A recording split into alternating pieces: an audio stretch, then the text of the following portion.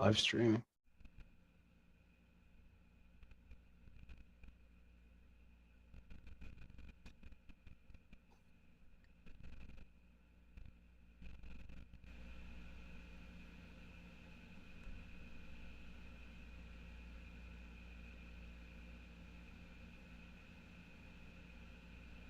Negative. It's just a biohazard issue.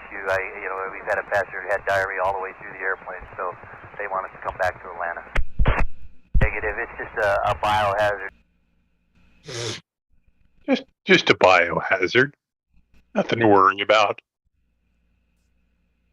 I like how he says they want us to come back to Atlanta, like it's just such an unreasonable request. Oh man, I guess you weren't past the point of no return. Well, I mean, he's locked in a little room at the front of the plane. What does he care? Right.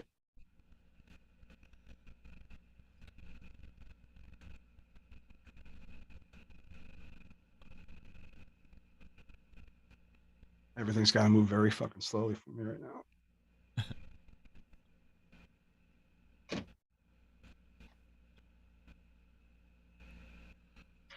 All right. News copy. Because I'm live. Sound palette. It said we're being live streamed. How come it's not? Are we not there? It says we're live streaming. Right. YouTube. I'm going to your videos. And I go to live. And it's not fucking here. Are you logged into the right account? Are you live on the right account?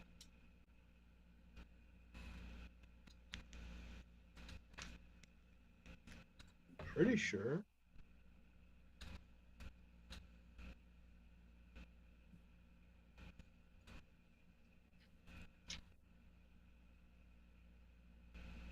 That's all I can do now. I've got a notification. I'm on it right now. Yep. Okay. We're there. We're there. I'm not for some reason.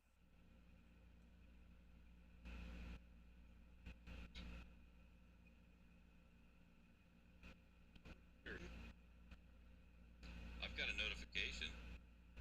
I'm on it right now. Yep. Okay. We're there. We're there. I'm not for some reason.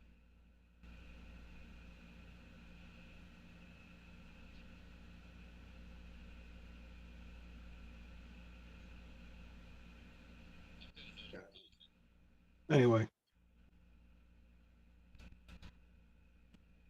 you guys want to share that out?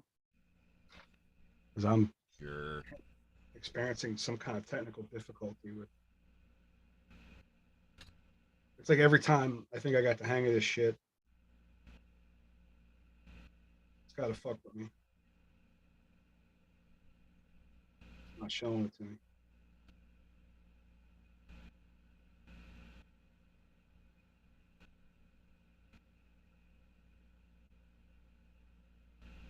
Not going to dwell any longer.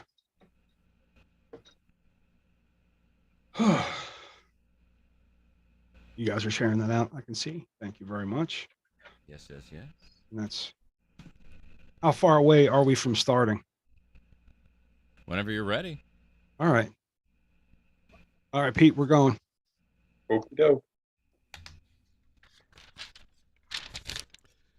This week on the Media Virus Podcast, the cause of death for Jimmy Buffett has been reported, and some people claim that there's a woman to blame. But I know it was cancer. If you thought Spirit airline flights were shitty, wait till you hear about this Delta flight. And there are some things that even convicted sexual predators won't put up with. And the mustard seems to top the list. All this more news, the infection team will recap the Battle of St. Andrews and whatever else comes up. Just the tips, 55, and this is the 148th episode of the Media Virus Podcast. It's the Media Virus Podcast.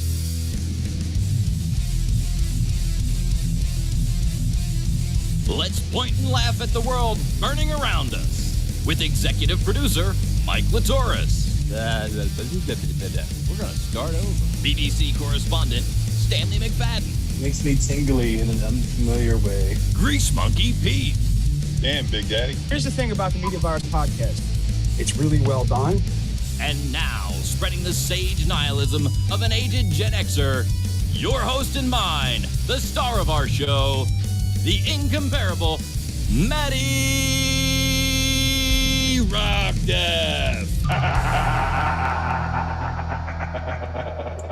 Hot damn, do we have a show for you people this week. I am Matty Rockdeath, the mattiest of all rock deaths, and proof positive that anyone can have a podcast. Speaking of, welcome to the Media Virus podcast. Please like, subscribe, follow, and share. I want to take a minute and thank the new subscribers for your support, whether it's on YouTube, Facebook, Spotify, Apple Podcasts, Google Podcasts, or you're just checking us out on themediavirus.com. Thank you. And as always, you can give us a call here at 646-VIRUS-01. That is 646-VIRUS-01. You might make it on the show. Who knows? Never know. Nope. Mike, you are looking at the man who made the winning tag for the blue team, and at the winning tag. Yeah. And as the reigning champion, I would like to point out that Pete sucks. But we'll talk more about that in the B block. But first, we're all very shocked at the fact that a dude that sang songs about beach life died of skin cancer. It's almost as surprising as when Dr. Atkins died of a heart attack. But Mike has more on this story. Update: renowned musician Jimmy Buffett has passed away after a prolonged battle with Merkel cell skin cancer. The 76-year-old singer, known for his iconic songs like Margaritaville, continued to perform even while undergoing cancer treatment. His last surprise appearance at the Mac McNally show in July brought the audience to their feet. Merkel cell skin cancer is a rare carcinoma that originates from Merkel cells in the skin's top layer, often appearing on... Did I do that? Oh, that's Urkel. That's Urkel. Often appearing on exposed areas like the head, neck, arms, legs, and trunk. This aggressive cancer can quickly metastasize to other parts of the body, making early detection crucial. Risk factors for Merkel cell carcinoma include age, typically older than 50, gender, more common in males, fair skin, sun exposure, and a weakened immune system. It is the second most common cause of cancer deaths after melanoma, affecting 3,000 Americans annually. Annually? Go ahead. I said anally? Annually, no. While sun exposure is a risk factor, recent research has revealed the role of a common virus, Merkel cell polyoma virus, is causing this cancer. The exact mechanisms are still under investigation. To reduce the risk of skin cancer, it's essential to avoid peak sun hours, protect your skin with clothing and sunscreen, and stay vigilant for changes in skin growths. Jimmy Buffett's battle with Merkel cell skin cancer sheds light on this rare condition, emphasizing the importance of skin health awareness. You know, it's something a lot of people don't think about, but I guess they do more now. I never did. Never once thought about like put on sunscreen or anything like that. And I've gotten pretty fucking burnt, but now I'm a little bit more alert. As I started to the sunscreen a little bit younger. I've had a couple of scares, and my mom's got a big scar on her left shoulder, up in the bicep, that looks like somebody took a soda can and cookie cuttered a chunk out because she had a malignant melanoma there. So I guess any cancer jokes would be in poor taste. Well, I mean, it is. For bottom line, I don't care what taste it's in. It's for me. For me, like as I look around my family, it's not if I get cancer, it's going to be when I get cancer. It's going to be, yeah. I've been, although my mom and you live in Delaware. That too. My mom is healthy as a horse, except for the pain. Like she's like got fibromyalgia.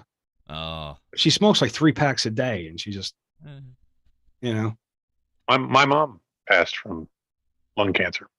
So really? yeah. Well, that's depressing. Was she a smoker? Yes. Okay.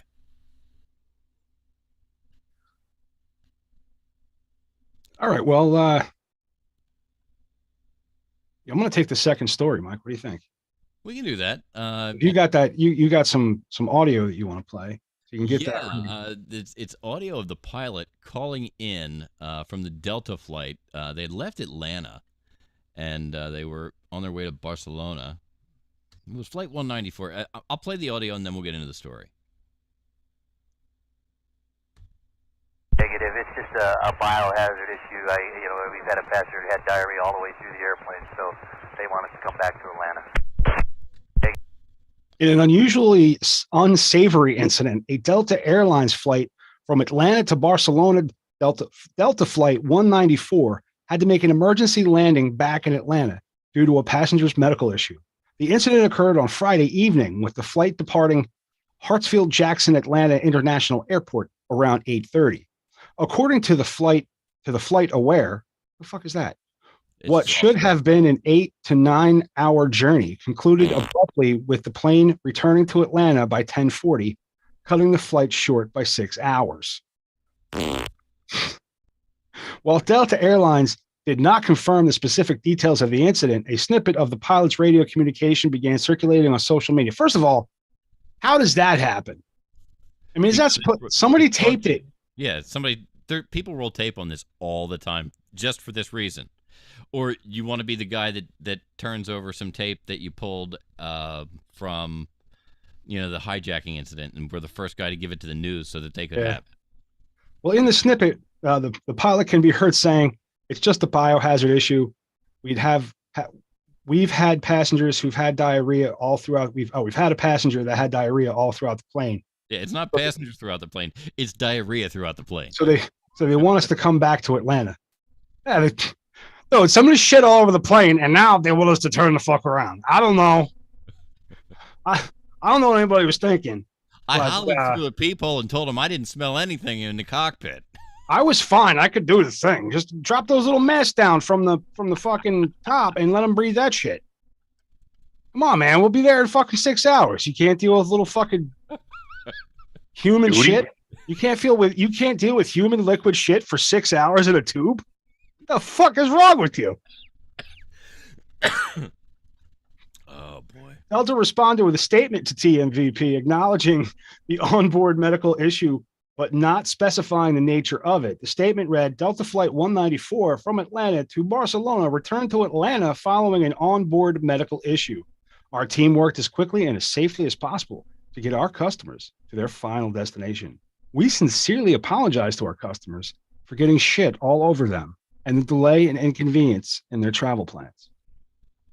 This incident, why does every incident have to serve as a reminder? Every fucking thing. When you run your copy through Chat GPT, yes, the end of every fucking story is this serves as a reminder, or this serves as a warning, or this serves. No, we wanted to make fun of somebody who took a shit all over a plane. Hey, you ever pooped your pants? It serves the purpose of a bunch of dudes making fun of a guy who shit himself. I mean, you've shit. Or it could have been a lady. I think we've all shit ourselves at some point. At some point. I mean, we live enough life. Frankly, you don't learn to not shit yourself without shitting yourself. So there's a whole couple, like there. 2-3 years of your life where you do it. Right. So you have to shit yourself before you know not to shit yourself. So we've all. This incident serves as a reminder of the unexpected challenges that can arise during air travel, and the importance of the crew's swift response in ensuring that passenger safety and well-being, and keep shit from getting all over them.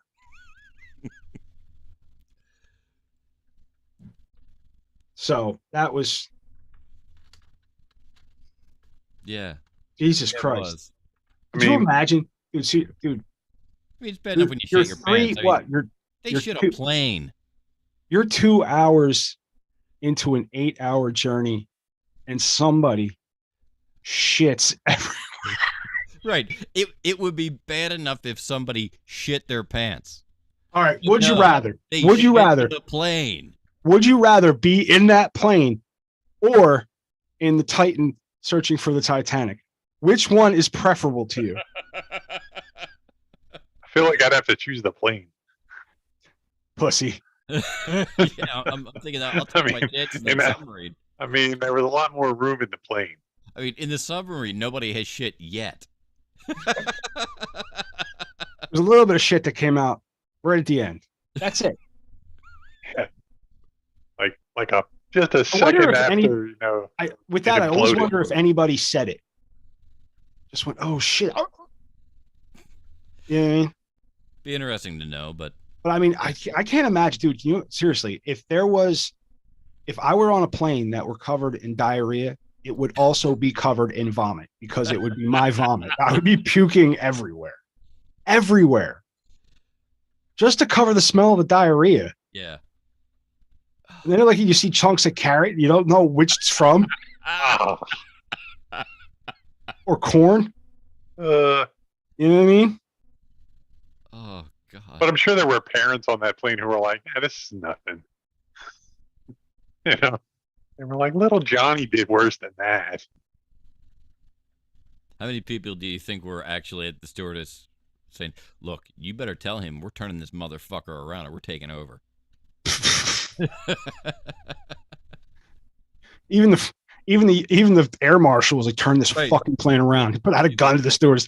You tell that motherfucker right now. The stewardess goes to the air marshal. He's like, look, I'm with them. You know what? I wonder if it was the mustard on the plane. Well, the packaging on mustard can be deceptive. It can be. And this next story just made me giggle. Yeah, there's a lot going on. In an unusual turn of events, a convicted sexual predator, David Lettieri, currently incarcerated at the Northeast Ohio Correctional Center, has chosen to represent himself in a civil lawsuit against a condiment company. Lettieri has lodged his lawsuit against 4-in-1, alleging false and deceptive advertising and a breach of duty of care related to the labeling of one of their mustard products.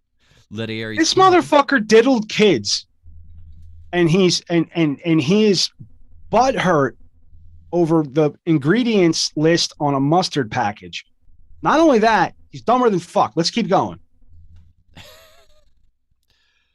Lettieri's claim revolves around the contention that while the mustard packet from 4-in-1 lists ingredients, it fails to provide adequate nutritional information for consumers to determine the product's calorie and carbohydrate content. Seeking damages totaling $450,000, Lettieri argues that the omission of crucial nutritional details is deceptive. It's worth noting that David Lettieri is awaiting sentencing for a serious criminal charge, enticement of a minor, which carries a mandatory minimum penalty of 10 years. This charge stems from an incident in October 2020 when Lettieri traveled nearly 200 miles to meet a 13-year-old for illicit purposes in a park, as reported by the U.S. Attorney's Office for the Western District of New York. Do you think this guy gave a fuck about the ingredients lists of mustard while he was diddling kids? Or do you think he was just really focused? Can I tell you the truth? What's that? The truth is he's trying to get this on a docket and string it out longer than it's going to take for them to want to put him in a strapped down and put needles in his arm. Well, I don't think they have the death penalty where he is in Ohio for diddling kids. Either way, he's, and $450,000 on your books when you're in prison. You're God. That's true. You are God. Especially if they settle for you can buy commissary for everybody. I love the last sentence in this next paragraph. So if you would continue, Mike. According to According to Lettieri's complaint filed with the federal court of the Northern District of Ohio, the listed ingredients of the Salad Fresh 4-in-1 mustard include distilled vinegar, mustard seed, salt, turmeric, paprika, spices, and flavoring. However, Lettieri expresses uncertainty about the nature of these spices and flavoring and admits to not knowing what turmeric is. He didn't know what turmeric is. Well, this actually says turmeric, not turmeric. Is there a difference? They're two Yes. different things. Yes, they're two What's different that? things. They Well, probably he didn't know what turmeric is. well apparently Neither did I, apparently. turmeric, while I believe is a spice and it's being used as a health supplement now, turmeric is a different spice, and in mustard they're probably talking about turmeric. Turmeric and turmeric. Here's an answer from wikibooks.org. Turmeric, or yellow ginger, is a spice similar to ginger in appearance, but it has a totally different taste, and it gives its characteristic yellow color to the food. Turmeric is often used as a low-cost substitute for saffron. And now we need to know turmeric about turmeric. I don't know. Maybe they're the same. Because turmeric is Maybe not I a mis- thing.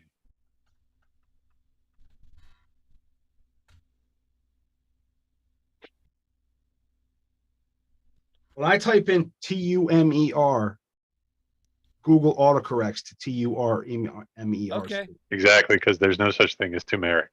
It's turmeric. Okay. Turmeric. Yeah, Or turmeric. there's no two spices that look almost the same except for one letter. It's just one spice. Turmeric. Yeah, when I type in turmeric, it turns into turmeric. So it's Okay. all right. So, but I just assumed. See, I'm smarter than I thought it was because I just assumed that it was turmeric. Maybe because a lot of times I'm gonna make an excuse right now. A lot of times a printed R can meet a printed M and just look like a long M. I'm sticking to that. Okay. No, I'll go with Fuck that. off. All right, good. There too. Remarkably, since Forum One Foods has yet to respond to these allegations as representatives for the company could not be reached for comment at the time of this report.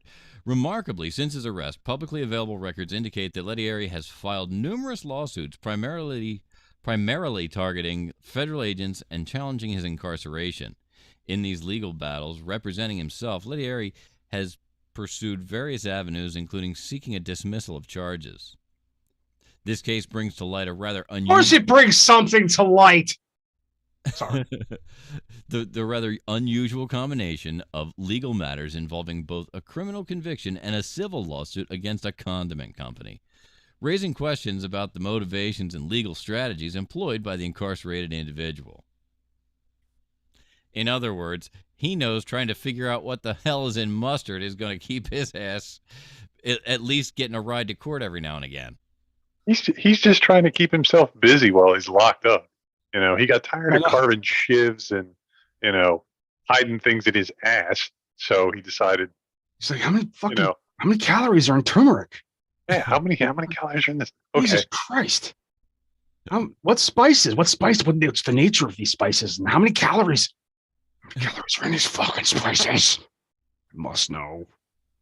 And I mean, not for nothing, but if it's like a single pack, can you imagine having the list all the spice? Sometimes you just put in spices, it's salt and pepper or whatever. You just don't run out of room on the packaging. Sure. You know what I mean? But this case brings to light that assholes in jail will pretty much do anything because they're bored. That too. That is absolutely a viable explanation.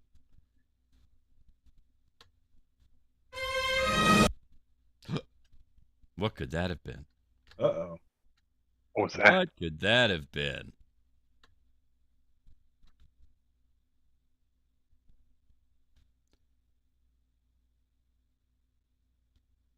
Okay. That was was I supposed to enter? What does it want me to do? I didn't expect to throw the brakes. It was just it just kind of threw me for a loop. Sorry. No, you know what, dude? Last week's show was fucking epic. Yeah, it was. I listened back. It was quite good. I sent you a note about some timestamps. Yeah. They're ballparks because I was driving at the time, so I had to glance down quick and see what the time was. Yeah, I've been there. But I think we did an awesome show, and there was another moment in something else that I was listening to that was really good, I thought. So maybe it was something today. I was listening to B Block today. It's hard because, we think we're funny. Yeah. Yeah. You know what I mean? Like we think the shit we say is entertaining, and But other people might not agree with us. They might not, but sometimes you have to give it some distance. I like I said, I don't go back to it sometimes for a week, but I need to put some distance between doing it and editing it. Yeah.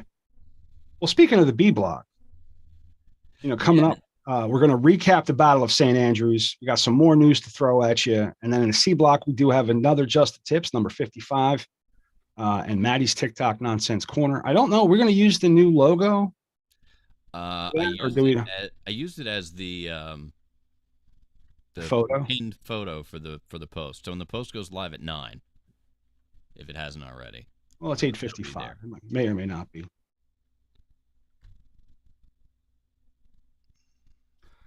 But you did mention the recap of the Battle of St. Andrews. I have a little preview of that coming up. That's right.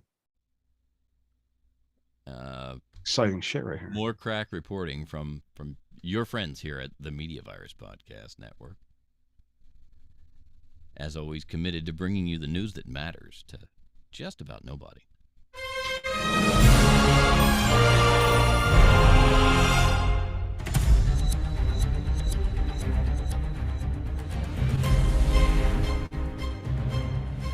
Gathered for battle.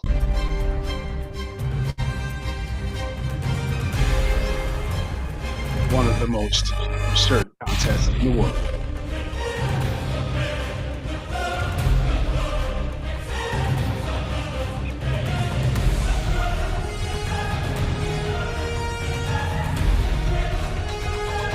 These are kings.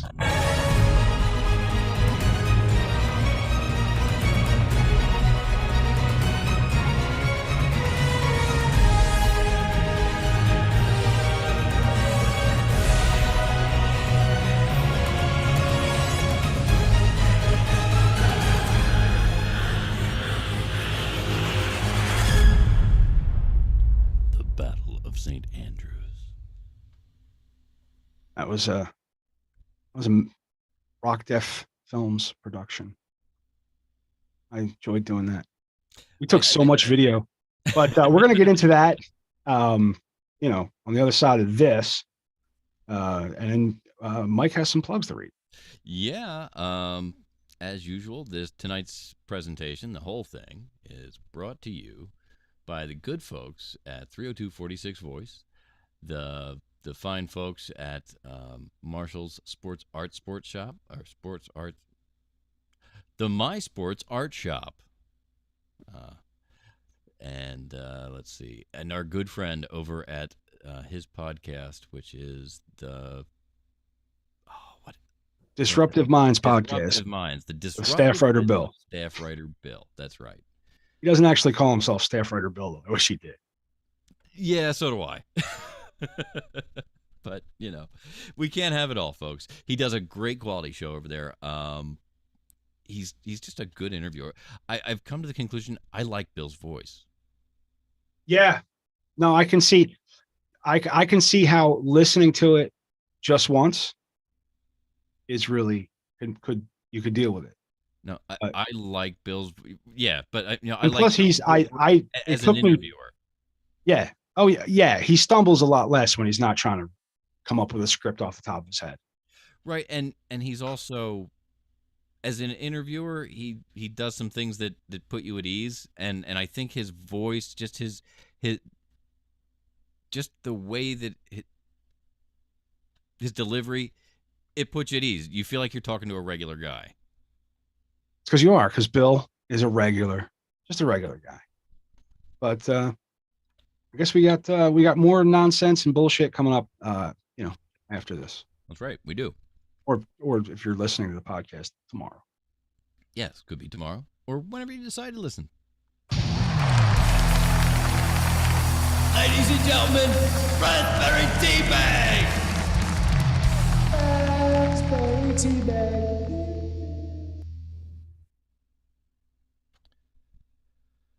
All right.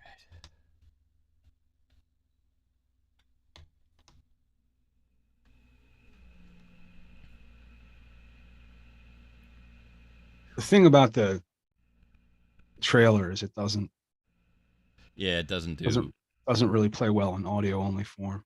Yeah, I didn't think about that until I was like, I should have thought about it too. That's right. It doesn't say anything. Right. I forgot. Because it's so exciting when you watch it. Yeah.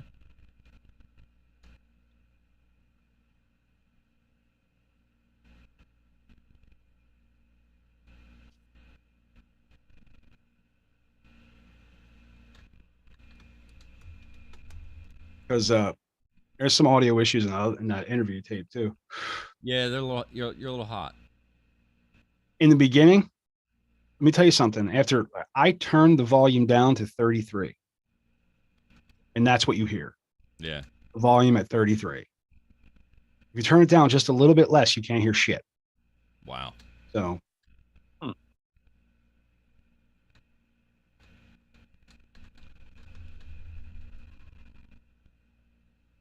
148A.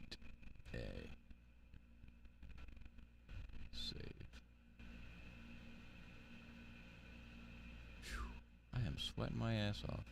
I'm gonna open up this door, let the air in. No. I was earlier after I mowed the lawn. It's been disgusting out the last couple of days. Yeah. Yeah, it has. Like we were out there on Monday or Sunday. That's right. We were out on Sunday. Oh, that was so fucking hot. We were all in the And sun. Monday, I was gonna mow my lawn, and then I walked outside with Millie for a minute, and I was like, "Fuck no." Monday, I went to sleep. I think around 7. Like not even on purpose. I fell asleep like in a chair, in a reclining chair, and just I remember getting up and going to bed. Mm-hmm. I have no idea what time it was, and it was probably somewhere around 7:30 ish. I was so fucking tired. No, Monday I was gonna mow the lawn and said no. Yesterday again it was hot and I was like no. Today it was like I really gotta mow the lawn. I took advantage of the fact that it wasn't so goddamn hot out last week, and weed whacked the shit out of my lawn. And now that lush green lawn is turning brown. I'm so excited. Isn't that great? When you know it's not going to grow for a while. Yeah, just stop. Oh, I'm just happy the lawnmower survived without shredding another belt. Yeah. You know, I made an adjustment because I kind of had an idea of what was the problem, and I made an adjustment. Luckily, I saved the original belt. Like I was like, I should probably put a new belt on. Got a guard that gets a little close, do you? Huh? Got a guard that No.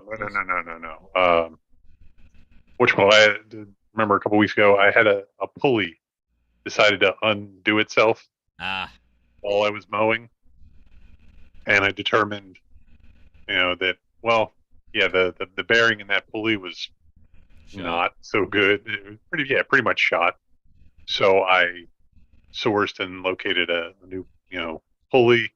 There was a plastic bushing that for the idler arm assembly on the deck that I was all wallowed out, and that thing was all over the place. And I was like, all right, I guess I'm going to fix all this stuff while I'm here, because if I put it back together and just band-aid it, I'm just asking for more trouble. Yep. So I did that, but I put it together and I got a new belt, and yes, it was the cheapest belt I could find, because I'm pinching pennies. So I put that one on, and I mowed last week, and it mowed the front and the backyard, but it shredded the belt. Like at some point it flipped the belt over. Yeah. Okay. And twisted it, or it was twisted when I put it on there. Something happened. Something didn't go right. Hi, Lawnmower Talk here on the Media Virus Podcast. If you got a lawnmower question, give us a call here at 646-VIRUS-01. I'll talk your ears off about lawnmowers. 01. If you have a question about your lawnmower, if you're having a hard time starting it, is it you're not cutting so good? Pete can answer your questions. Phone lines are open, people. Lawnmower repairman.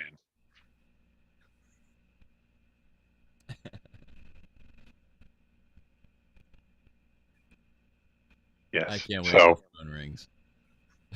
Somebody has a question about their lawnmower. Yeah, that's gonna be like that's really gonna be pretty sad, but telling. You know, like that. Won't call otherwise, but they'll call to ask about lawnmowers. That would be. That would be hilarious. If we get one phone call, Pete, about lawnmowers, then we're doing a whole podcast about. You're still going to start your own podcast on fixing lawnmowers. I've watched a lot of those. Listen, and I feel like, I could do like one or two. No, you're not gonna show anybody how to fix it. You're just gonna talk about fixing it. Right, exactly. Just talk about fixing. You can be near lawn. Well, no, I think it's better if you're not actually near lawnmowers, but we give him a background that looks like he's near lawnmowers. I want to give him a background where it looks like a bunch of Mexicans mowing the lawn. Every once in a while, I'll turn around and be like, "Hey, Juan, put that down." All different kinds of mowers, though. Yeah, a real mower and a big pull behind tractor stuff. So if you're hearing the tail end of Mower Talk, folks, you're here at the Media Virus Podcast in our B block, and now that we're done with the big manly lawnmower talk, we can get into some other manly stuff like sports. Sports games. Sports ball. Yay. No. I'm so tired of hearing that. As well as Becky and Erica. Yay, sports. Sports ball. Sports games. I'm like, come on. You know what football is. You know the difference between football and baseball. Don't fuck with me. Don't fuck with me. And then they get pissed when you try to explain shit to them. You're mansplaining. I'm like, I'm just telling you how the fucking game goes. Because you couldn't possibly know already. If you want some good mansplaining, have you ever heard of the site on Facebook or the page on Facebook? It's called Mansplain Me Harder, Daddy. I mean, that's fantastic. Well, some of it is good. Some of it is. It seems like just everybody thinks that explaining how something works is mansplaining, and it's like, no. Let me explain this to you, Pete, real quick. We're going to run that. Let me. You want to explain it to me? What we're going to do is right now, Mike's going to share his screen. Okay. When Mike shares his screen, then he'll load up the video, or he'll load up the video first and then share his screen. Oh, there he goes. Now Mike is sharing his screen, and this is the event, the Battle of St. Andrews. Becky, what gave you the inspiration to come up with the Battle of St. Andrews? Matt, thank you so much for asking, and thank you also for being here. But honestly, my inspiration was how much everything sucks. Okay. And I just wanted to create a day that didn't suck. A lot of people are saying you're the underdog in this event because of the fact that you're pregnant. How do you respond? That's crazy, because I'll take all of you out, every single one. We're here with the host of the event, Vince. And Vince, what the hell would make you go along with this shit? That's really hard to say. I obviously wasn't in my right mind when I agreed to it. Ryan, you played one of the best games of red light, green light I have ever seen in my life. What was your strategy going in, and what was your plan of attack? What do I do, like 1 point back? It was just... 1 point? Just keep standing there and all. That was a good job. Yeah. And then move when they told you. Yes. You did it. Did a great fucking job, dude. Great job. Good effort. Now we thought we had that. We thought we had it in the red light, green light, but it came down to a tie. Yeah. And Captain, we need 6 we had to go in. We had to go in and play rock paper scissors. Yeah. For the tiebreaker. What was your strategy going into rock paper scissors? The only thing I don't understand, right? It's a mind game, right? When you play rock paper scissors, it's all a mind game. I had him in the first. In the second, he had me nervous, a little nervous. Third, he came back. I don't know, but you're going down, man. You're going down. Tough words here at the Battle of St. Andrews. How do you feel about you just lost it for your team? What's going on in your head right now? I mean, it was a disappointing loss. All I could do is learn from my mistakes. Was it expected? It actually was quite expected. The player before me made that really risky move, knocking it down to one block, everything teetering. Open your eyes. I had to reevaluate my strategy, and that was the problem, is that there wasn't a viable option. Okay. At that time, but we can learn from those mistakes. All right, that's enough. Pete from Team Orange, what are your feelings? I Happy about the win? Team, especially mad. Nervous but excited. I did just chug a beer in practice. Belly's a little full. Kind of about that. Kind of out of breath over the beer I just drank to prepare me for this one. Was not a good strategy, but here we go. A triumphant victory for you today, sir. We've dominated the flip. It was your flip cup. I mean, honestly, what do you have to say about your performance today? Yo, the fucking election was stolen, first and foremost, all right? Let's get that out the way. Second of all, 3 years flip cup champ, stop playing with my name. Third of all, That's it. So that was a relay. They had to 3-legged walk to one, then spoon on the egg on the spoon. Right. Back. Then the teams had to pick a flip cup champion. He, in fact, was the flip cup champion, and then Vince was our chugger. Okay. A chug of beer. The first one to finish the beer won. They nominated Erica to be the chugger. And Erica's not a big drinker. I was going to say, it's an beer is not her forte. No, it sounds like maybe. And she chugged a beer to practice chugging a beer. So brilliant. I don't know strategy. if you heard me. I was like rookie. Brilliant strategy. Yeah. Now Vince had been chugging beer all fucking day, but he's used to it. Yes. You know what I mean? It's nothing to him. Yeah. And you had to crack the beer open. You had to crack the beer open. It wasn't like the thing was sitting there open. You had to crack it open and down it. We were. Right. So I don't even really think she had to chug the beer because we beat them. We had our beer down. We had our beer down before the flip cup, before the cup landed. You know what I mean? So it was no contest really. And then the game of dodgeball was really, really unique. First of all, they weren't dodgeballs. They were those supermarket, just they weren't official dodgeballs. Okay. They were a bunch of different sizes. The kind of fucking balls you buy for little kids for $3. Yeah. Right? Not a whole lot of weight to them. They weren't regulation. Yeah, they don't fly so well all the time. No, they don't. And that's some of them do, but not all of right. them. You don't know which one you got. So they tallied up the points of all the different games that we played. And then that's how many balls your team got. Okay. Right. So, and then it was a tag the king. So you had to have like somebody wearing a crown, either a king or a queen. Right. And once they got tagged, that was the end of the game. Okay. Right. And I, with my shit shoulders, started just to kind of warm up, and I threw one of the balls and realized that these don't fly right. Uh-huh. Okay. And so I knew that my plan of attack. I learned that a little too late. It was one of those things where I had never intended on ever letting go of that ball. It was going to be defense and tag, right? Defense and tag. And it was freeze. When you got hit with the ball, you got hit, you had to freeze. Okay. But then any player could come on, any of your team could come on freeze you. Okay. Okay. And these were the two flaws in their game, because they had, like I said, they had a bunch of champions, but they had no team. We had a team. You understand? Maybe because we were the underdogs.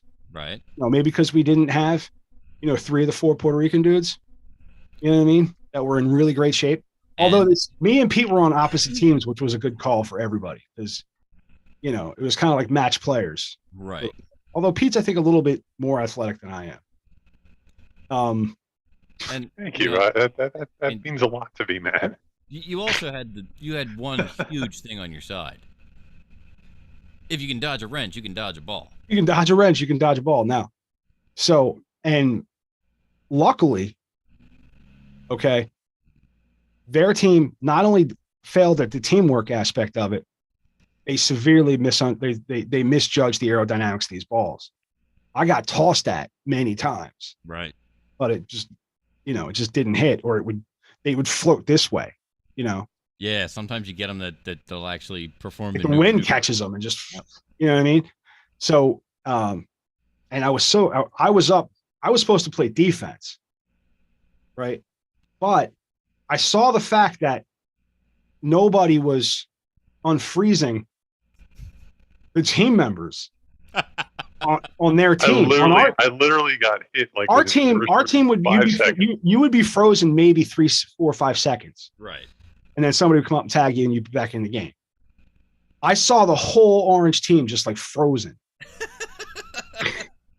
I mean, it wasn't the whole team, but it was, it was a significant amount. And then I just went my way in, came. I had to run around a bunch of frozen people. And then I decided to throw it, but I was close enough to throw it with my fingertips. Right. I just got a little bit enough, and I hit her in the elbow. Bang. She was honest enough, because if she'd have played it off like that didn't hit me, I would have had no argument. Right. Because they don't bounce hard. Uh-huh. You know what I mean? So, but she's admitted to getting hit, and it was my heroics. I mean, mind you, I left my post, but my heroics. That's right. Because we made Ryan the king, and the plan was to stick him in the corner and have 2 people guarding him. Right. Which could have really been a flawed plan. Could have. But we had enough athleticism out on the field to where, and working as because we worked as a unit. You know what I mean? Yep. So I'm done. I like his red light, green light strategy. Yeah, just stand there until. Just trying to stand still. Move up a little bit. Because that's the thing. You see a lot of, because it was a team red light, green light. So whomever team got the most people across the line, right, won. We wound up being a tie, thinking we won. But that's what I told him. I said, you don't have to run. You're gonna see a bunch of people running. Don't run. Just walk and listen. When she tells you to stop, just stop and freeze. She tells you. Sometimes I had to nudge them. Go ahead, stop. I got eliminated just because I had to stop on an odd angle, and I stepped in a gopher hole. Did you? No, but not for nothing. Did I wobble anyway? Yeah. Like I knew I was getting eliminated. Yeah. At some point, this game, you have to choose being able to walk tomorrow. That's true too.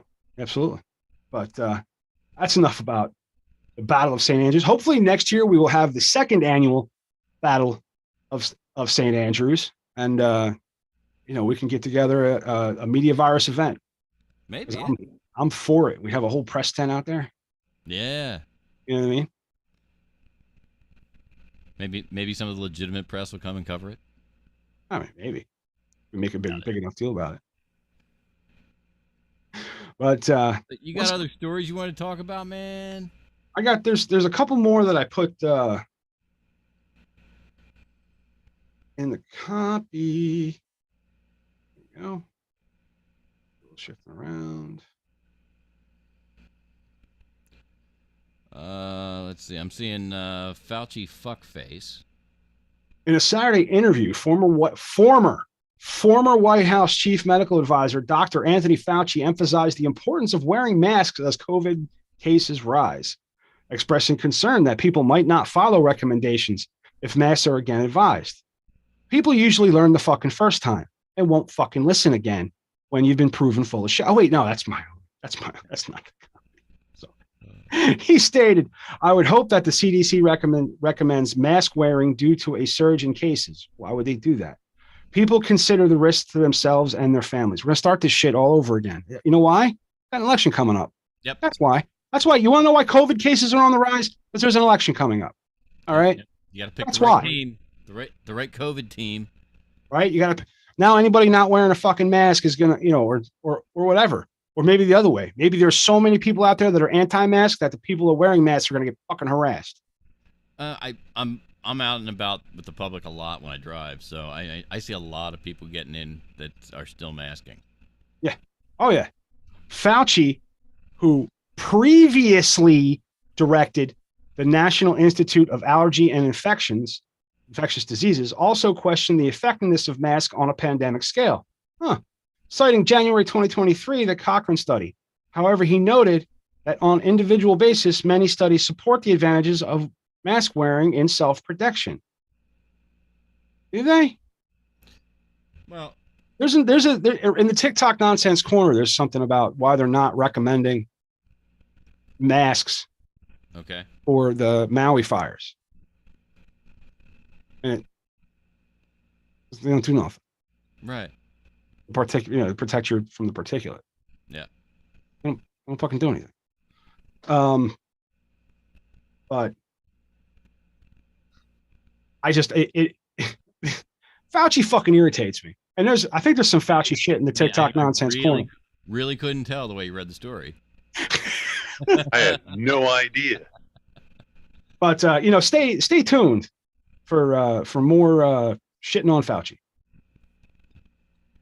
But the MVP, your impartial news source. I never once claimed there's topics I'll be happy to stay away from, or there's conversations I'll back down on because I don't fucking feel like having that argument on my show. But when I've never once claimed to be impartial, and I'm not. The guy's a fraud. The guy's a fucking fraud. Yeah.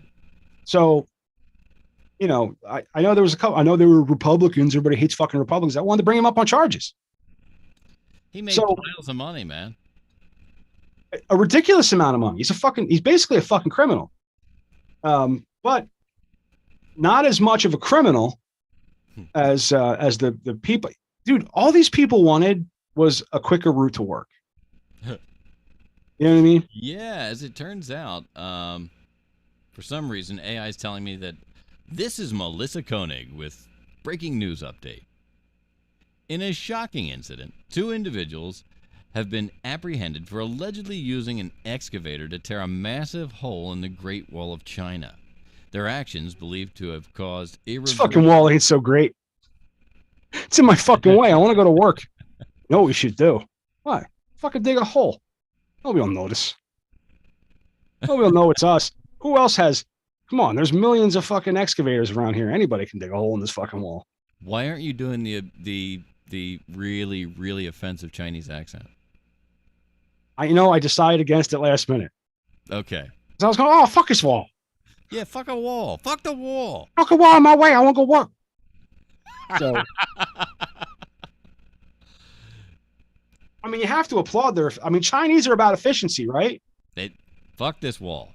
This wall was in the fucking way. They figured out that they were a stone's throw away from work, except for this fucking wall. Their actions are believed to have caused irreversible damage, and it was only so that they could create a shortcut to go to work. The damage was discovered in the 32nd Great Wall section, a historic relic from the Ming Dynasty. Authorities suspect that the heavy machinery was employed to breach the UNESCO World Heritage Site, inflicting severe harm. Suspects, identified as 38-year-old man named Zhang and a 55-year-old woman named Wang, were construction workers seeking a convenient route through the wall. This incident has raised concerns about the preservation of this iconic monument. Stay tuned for further developments in this alarming story. This incident has raised concerns about the preservation. There's always a lesson. But here's the thing. Not for nothing. Here's my take on it. The people in his village are going to hail them as heroes. Heroes. Because now they have a quick way to work. They're gonna write songs about him. They're gonna tell story. Grandpa's gonna sit little ones on their knee. Go, let me tell you about how we got that road to town. 2 brave men. No. Had too much to drink. Brave woman. Oh, 2 brave people. Zhang and Wang. Is your air on? Yeah. I'm just getting. Sorry. I was just. It's like. No, it's gonna. Pulsating at me. Screwed half of a audio presentation.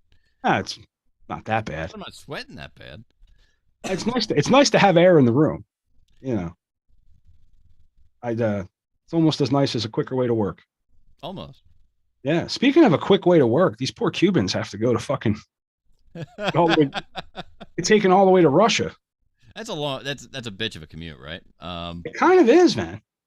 Cuba has uncovered a human trafficking network that forced its citizens to join Russia in the conflict in Ukraine. Cuba's foreign ministry revealed that authorities were actively working to neutralize and dismantle this network.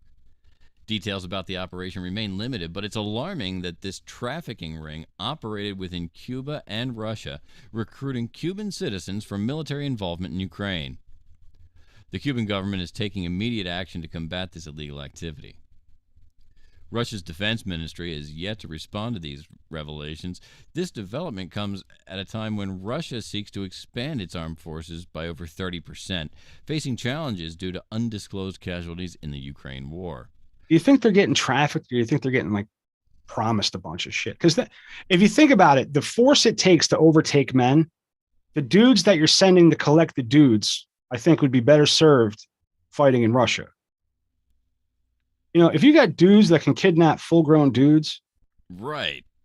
I think they could fight their own war, right? So they're probably being promised a bunch of shit. They're probably being promised like Russian citizenship and, you know, a life of, because they don't know what Russia's like. They don't know Russia's worse. At least Cuba, it never fucking gets winter. Yeah, I mean, where Russia's really known for winter. You might have to kill something to wear it. Yeah. I mean, I don't know why anybody would want to move from Cuba unless you were a semi-tropical paradise, right? To the frozen tundra of Russia. You know what I mean? Bad That's idea. up to Ukraine. That just seems insane to me. So I just thought it was a fun story to talk about because, you know, this is the shit that happens when you know. I mean, how bad off must they be if they're stealing Cubans? I mean, it's not a big island. It's only 90 miles long. No, it's not. I'm sorry. It's 90 miles away from, but it's not a big island. Not a big island. There can't be that many people, like disposable, you know, people. Right.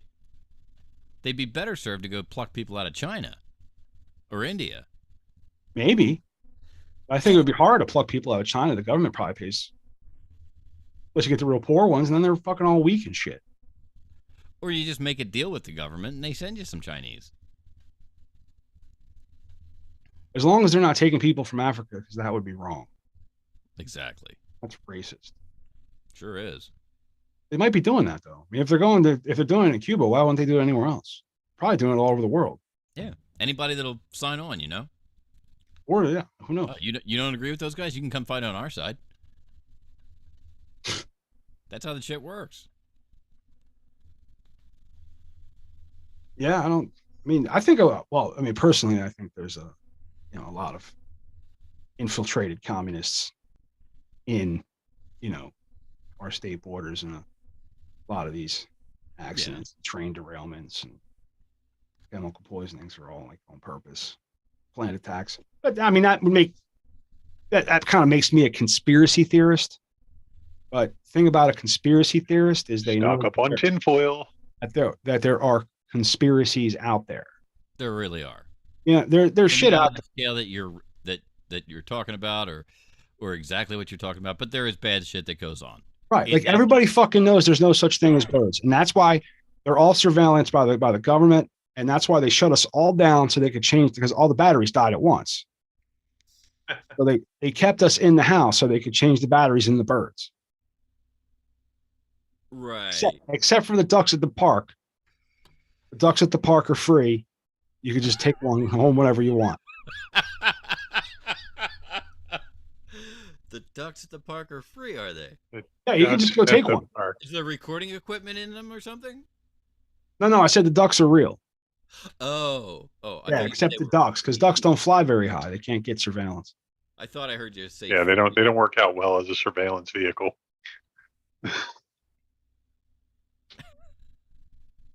Take one home if you want.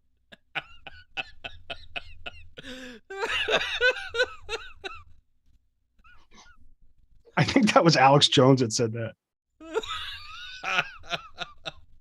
It just, I imagine all these people in the park going for their duck and finding out that ducks at the park really don't want to meet you that close. No. They're afraid. You can just take them home. And it reminds me of the story you told about walking with Ryan when he ran into the flock of geese, and they fuck yeah! Instead of flying away like geese normally do, they were like, "No, fuck that dude," because they knew they had a crew. They knew they was rolling squad deep. They didn't have to run for nothing, not from this little bastard. Yeah, that was something else. But probably because. You know what I used to make the joke too that when Ryan was a little boy, he looked like Damien from The Omen, like the original one, right? And I would make the joke a lot, and I made her watch the movie to prove it. You know, and she's like, "Shut up! It does not." I'm like, "It looks just like." It looks just like. So then we went to the, and I was making this joke for a while, but then we, go to Great Adventure and went through the safari park. And when the monkeys saw him, they all freaked the fuck out, just like in the movie. It was so perfect. It was so perfect. Oh, that's great. And I was like, look, see? Told you. Shut up. The monkey knows what I'm talking about. That's right. Monkey knows he's the Antichrist. You that can't figure it out. And then when the fucking when his nanny hung herself, that was fun. I should have. You should have put it together. I should. She should have. You think she would have? Anyway, well, that's it for the B block. Yeah, B block. Making ourselves laugh on the Media Virus podcast once again. I mean, if we don't laugh, who will? Is our motto. Although I did talk about the show with some folks this week, so we may have some new listeners out there. Hello, if you were in the Uber with me.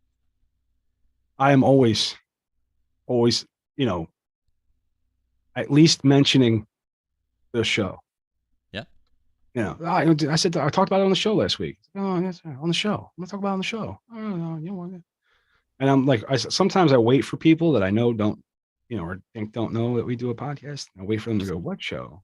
And they never do. They don't care. Oh, okay. Nobody gives a fuck.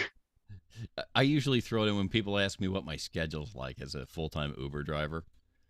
I say, well, I do 5 nights and 7 mornings.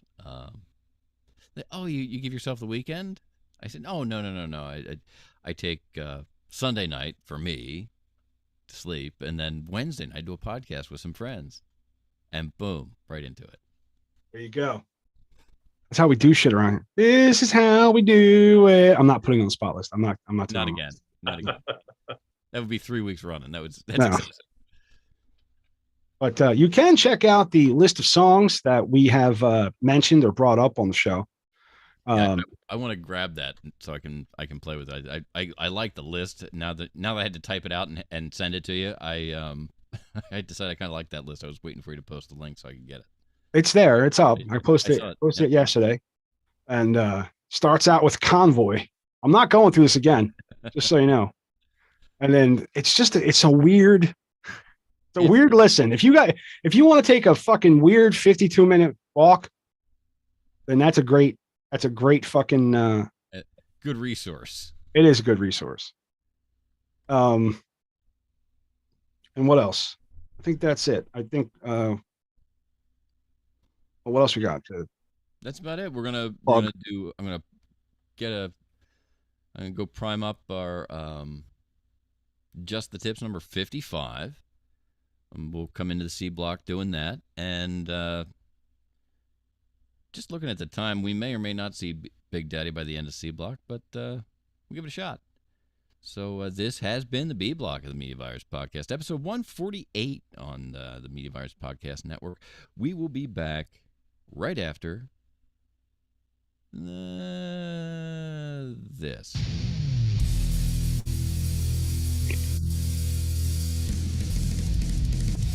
Now, is that a chicken burrito steak burrito or the standard horse meat burrito. Was that me chewing in the background? Somebody was. Somebody was chewing. I know I sweetened the mouth noise just because I knew I heard it there. But I sweetened it up a little. I gotta hear it. You gotta hear it. You sweetened the mouth noise.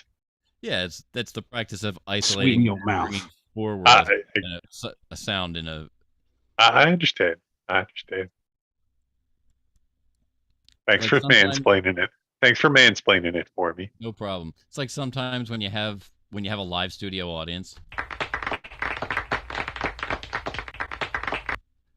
but sad, so they layer it a little bit.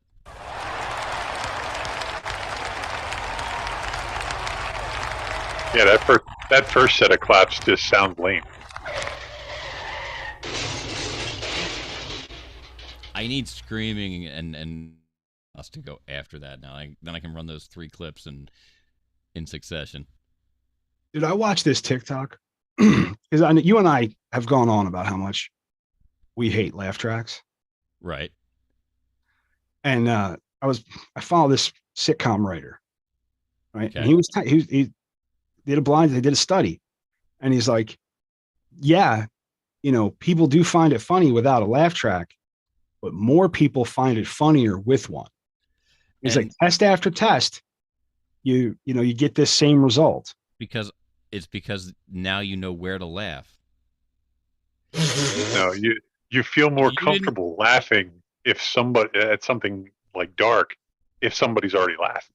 Yeah, there's a number of reasons why it makes it easier and better and you get better response. Pete's right. It's you don't have to be self-conscious about what you're laughing at if there's already laughter. Again, it marks off where to laugh for some people who may not quite get the joke, but now they know where to laugh, so they know it's got to be funny, and they'll try to figure it out later. There are some shows that are pushing a joke so hard they need a laugh track, and that's the other. And have you ever been in a movie theater and totally serious part of a movie and just one guy starts laughing? That's me. Guaranteed. Is that you, man? I was, dude. Hey, man. What was that? That fucking show that I recommended on Prime, Deadlock. Okay. Deadlock. Deadlock is Lake, not Deadlock. Right. I belly laughed at some of the shit. Belly laughed. And things that were supposed to be funny. Well, it was. See, here's the thing: is there's no laugh track. It's a dark comedy, so there's no laugh track, right? I belly laughed at a whole bunch of stuff, and I caught Erica just staring at me like, "What the fuck is wrong with you?" He's side-eyeing you like, "What the?" When I first started talking to Erica, I tried to scare her off by telling her my 3 favorite movies were Natural Born Killers, Full Metal Jacket, and The Devil's Rejects. You see, what you should have done was split the 2 worst choices with like a crazy Disney princess movie. And then that would have made me seem like almost normal. I don't think. And then be really passionate about the Disney movie. Really. I dated a girl that was really into Disney, man. They're fucking weird people. Yeah, it can be. It can be. I don't want to get too far into that because I'm treading into delicate territory. Yeah. I know people, and I'm not going to go there too. I'd rather not hear their shit. Not that anybody. We can say whatever the fuck we want here. We can literally say whatever we want. Like, I know a guy. His grandfather was in the Philadelphia Philharmonic Orchestra when they recorded the soundtrack for Fantasia. Oh yeah. And he's covered with Disney tattoos. Disney tattoos? Yeah. From like anywhere that he can put clothes on. So like he's basically tattooed like shorts to t-shirt. So all Disney. You think he's got a tattoo of Mickey with a huge cock? Like right around his dick? I don't know. You should ask him. I've never seen that spot. Should ask him if he's got his Disney dick tattooed. I do know that he fell and broke his hip several years ago, and they had to cut one of his. He had Mickey on the waterfall on his hip. They had to cut it to do the surgery, but he ended up getting it fixed. Well, that's good. Like they can't have. Like the guy who sewed him up was kind of more did it more like a plastic surgeon than just somebody who wanted to put a zipper in you. Oh, that's cute. Somebody cared. He had it touched up, but interesting. Have we started recording yet? Yeah. I left it recording. I just decided I'll. Oh. As soon as we're done, I'll cut it in half. Gotcha. I just wanted to see what was going on, but yeah. I can't. I don't have a lot. I don't have any tattoos, so you can do surgery on me. Anyway. You don't have a single tattoo, Matt? Nope. Wow. I'm proud of that fact, actually. Kind of weird. It is. Well, yeah. I mean, you're a punk guy, and yeah, like never had a mohawk either. Yeah. Kind of counterculture. Right, but when everybody's doing it, right, it's more like a uniform. And you know what I mean? You didn't want to be stereotyped. It was just I wanted a job. Like I know that's really anti-punk, but I really wanted to be employed. You know, that was and my parents told me if you get a tattoo, you'll never get a job. I know it's complete bullshit now, but that's what your parents tell you. And you knew you wouldn't have the restraint to stop at your collar or cuffs, right? You missed my fingers in my neck, man. Want to know why I got a tattoo? Well, not why I got a tattoo, but when I got a tattoo. When was that, Pete? After my little sister did. Wow. My little sister's, she got a tattoo. And then my parents Your little sister jumped off a bridge. Would you jump off a bridge too? No, but Pete's parents were like, Pete, what kind of pussy are you? Look, your little sister's got tattoos. No, like they got a little, I guess, upset with her or whatever. But I was like, now they can't get mad at me. So I was like, yep. And one of them got a tattoo, and they were like, how old were you when you got your tattoo? I was, let's see. I want to say I was like 23, 24, like that. Don't know how old I was when I didn't get a tattoo. I was 25 when I got my first tattoo. What was your first one? That was the yin and yang with an 8-ball and a 9-ball. That's big into shooting pool back then. Oh wow. I used to have a pool table in my basement. Ever tell you about that? And yeah, the one corner. Uh-huh. I had to use a short stick in the one corner. Like I tell you, people, I was abused. But I went to a real pool hall one day. I realized my pool table wasn't level. Yeah, that pool table was a little bit off. It really does. It's a completely different way of doing it. But let's get into that's a good tip. Make sure your pool table's level. Uh-huh. And we have some more tips. Yes, we have. In just a moment, we'll have just the tips with your friend of mine, Big Daddy, telling us all about whatever he's going to talk about this week. Bear with me while I get to the show sheet. And that's right. It's not in the show sheet because he didn't send me the link this week. He didn't send me the link as early as he normally does. So bear with me. Chat amongst yourselves. I've got to go dig it out. It's in this folder. Give you a topic. And that folder. Stalin won World War II. Talk amongst yourselves.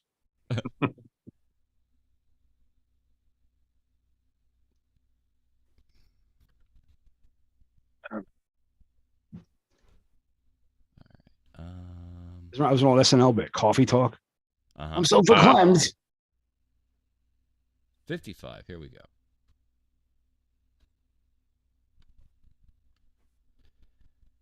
It's not going to be that fast. Everything's run a touch slow at the moment. I know how it'll be.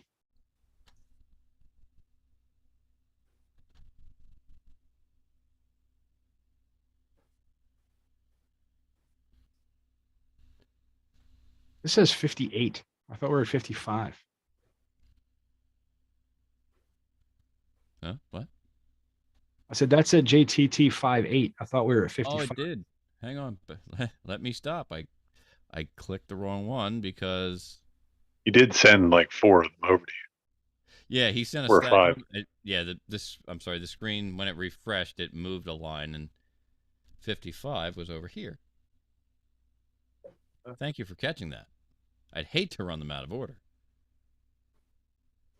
It might not even make sense. There you screen. Just the tips. That's worth doing again because of the screen share back.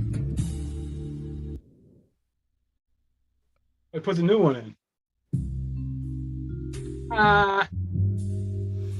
Just the tips.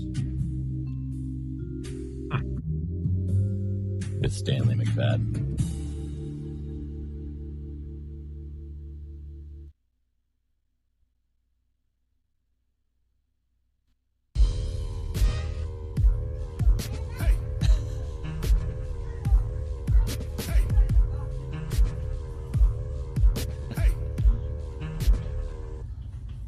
I can only imagine where this is going.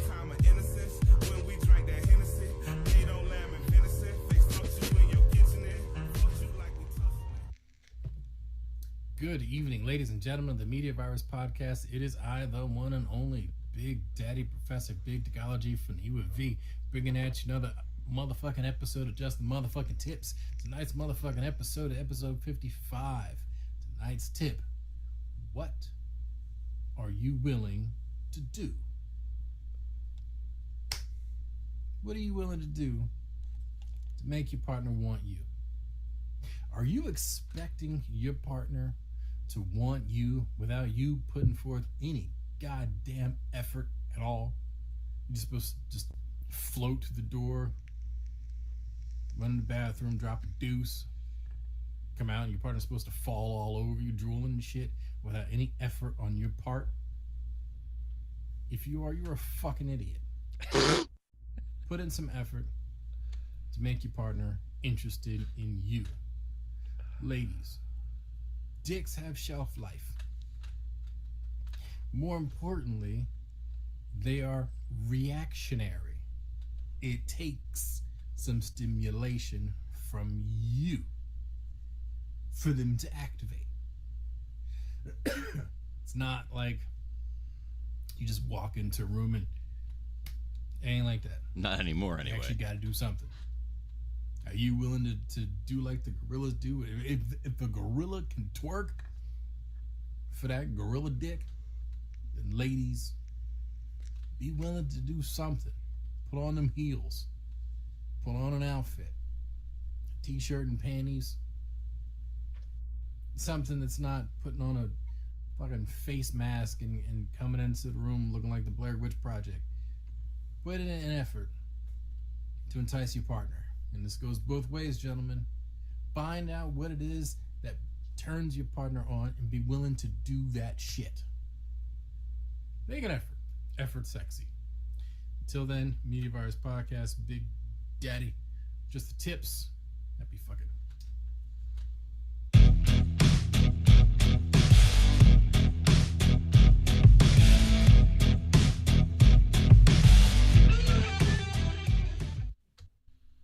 I forgot I had turned the output on my microphone board down. Oh. I was explaining that the gorillas, there was gorilla video in the beginning of that. Again, doesn't play well audio wise. That's why you should go and find Just the Tips on Spotify where the videos live. Yeah, but we only have 12 up there.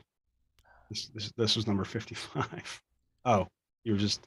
Yeah, I was mentioning that it was there, and we'll get some more up there, I promise. I wasn't. They take time. Because all the old ones I have to transcode and get ready to go.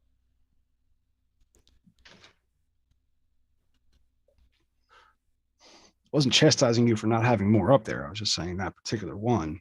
Yes, it will not be there yet. So I would like to see where Big Daddy has the cameras in my room.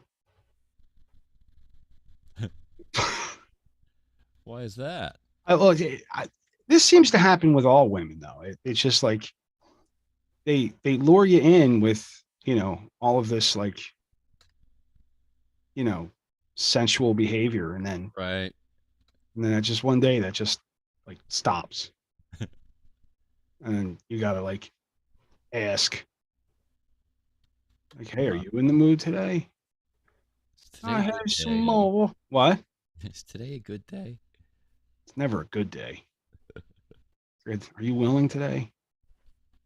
Anyway, I think it's time for more nonsense. I think we have a long we have a very nonsense corner. Nonsense corner session this week. Lots of nonsense.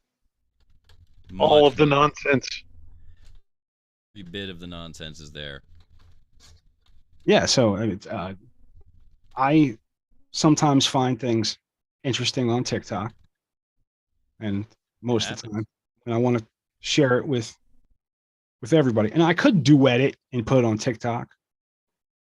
I hate duets, but it's more fun to do it this way when all three of us can make fun of it at once, or just agree with it and move on. You know, who knows?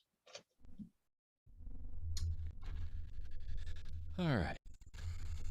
Let's see here. Hopefully we can get through this.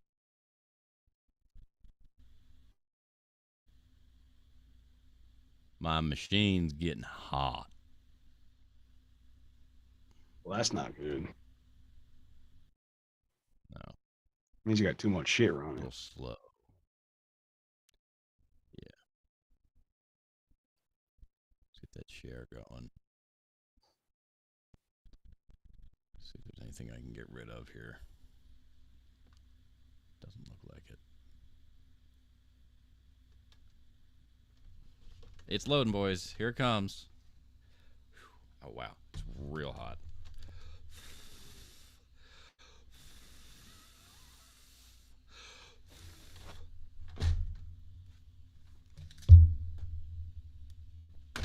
Fanning the machine a bit. We hear you blowing your computer.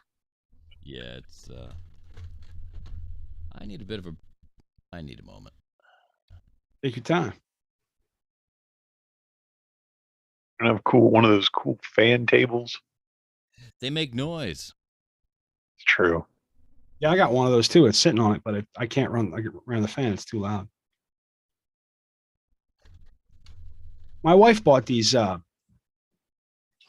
They look like wireless headphones. Okay. But you put it on your neck, and it's a fan. Yeah. Personal fan. Fan. Right? And I was thinking that would be great for in here, but that would be worse than anything because it would be right here. It would be like right in the mic. So that would be, Bear with me. I'm going to grab a fan to run across this area real quick. Hang on.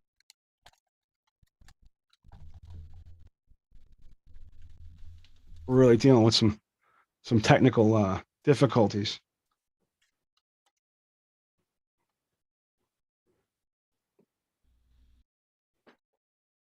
What do you got going on, Pete? You want to talk more about lawnmowers? Sure, let's talk more about lawnmowers. So, what kind of lawnmower do you have, Pete? I have a Toro Time Cutter 1438Z 0-turn. You have a 0-turn mower? Yes, I have it. You know, it's the one with the two levers. Doesn't have a steering wheel. Has two levers. Drives like a tank. I don't know if I sent it to the show, but there's a dude named Ginger Billy. Oh yeah, I've seen that guy. I've seen a lot of that guy's videos. He turned that. You know the car he's always fucking with. He's got one car and he changes it all the time. He took that little like Ford Festiva or whatever and put a mower. Yeah. But he has done all kinds of shit to that little Ford Festiva. He's beaten his. Yes. It's been a million different colors. That guy's fantastic. He's hilarious. Ginger Billy, his name is Ginger Billy.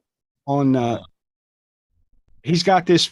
I was saying he's got this Ford Festiva, and he like one time he was calling it a truck.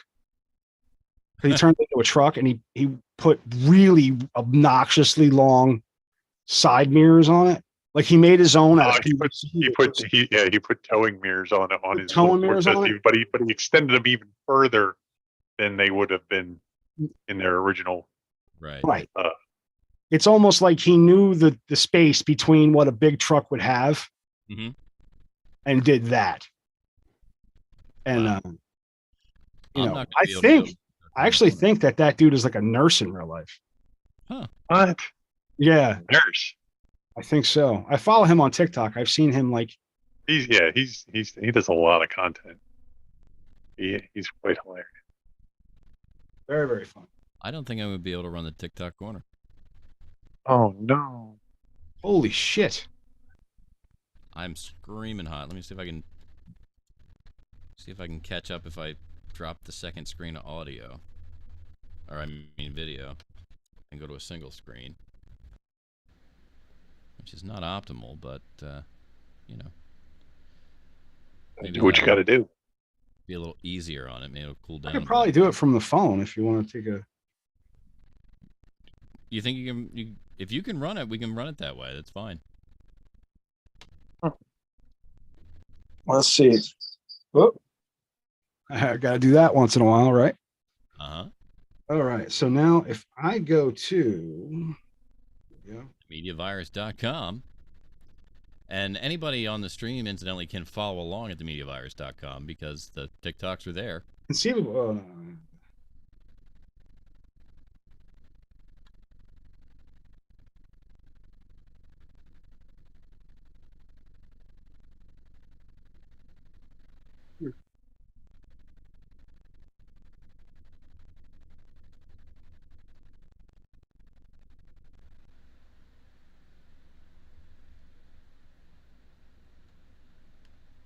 Let's see.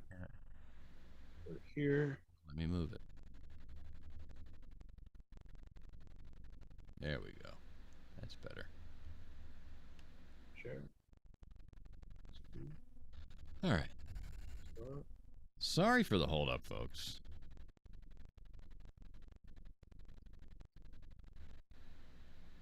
You are sharing your screen. There it is.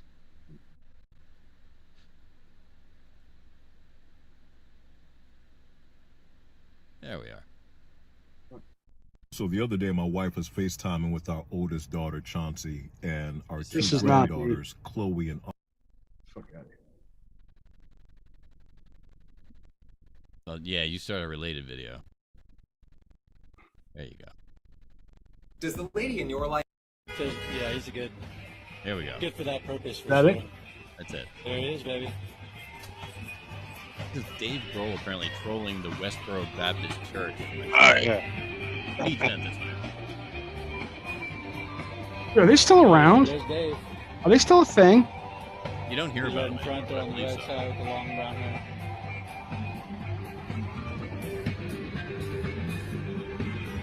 They're gonna stop too.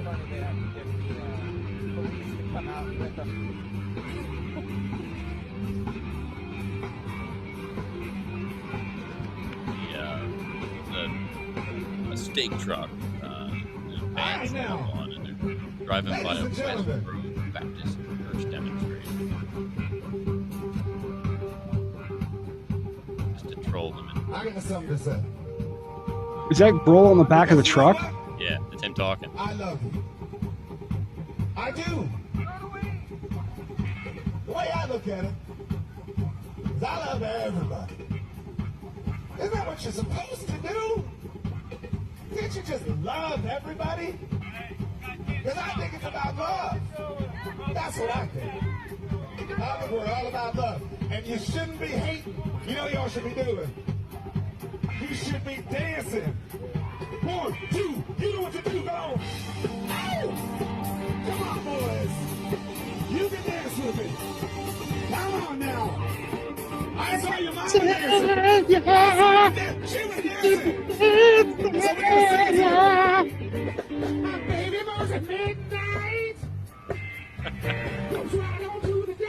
Fucking Ryan loves the Bee Gees. You said that the other day, yeah. Yeah. We listen to a lot of Bee Gees. He has an eclectic taste.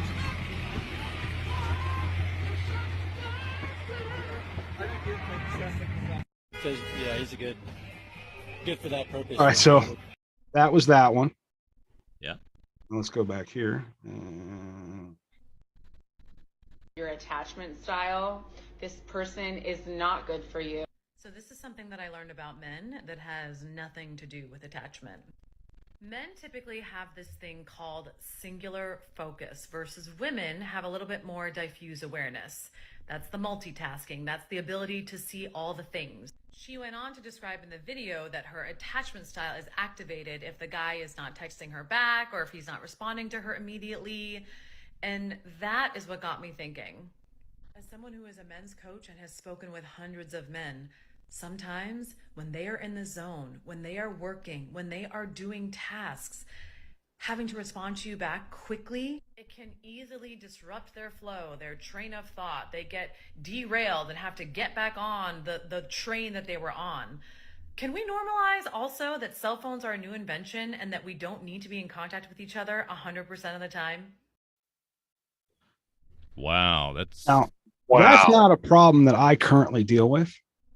Right. However, I have dealt with, that type of issue.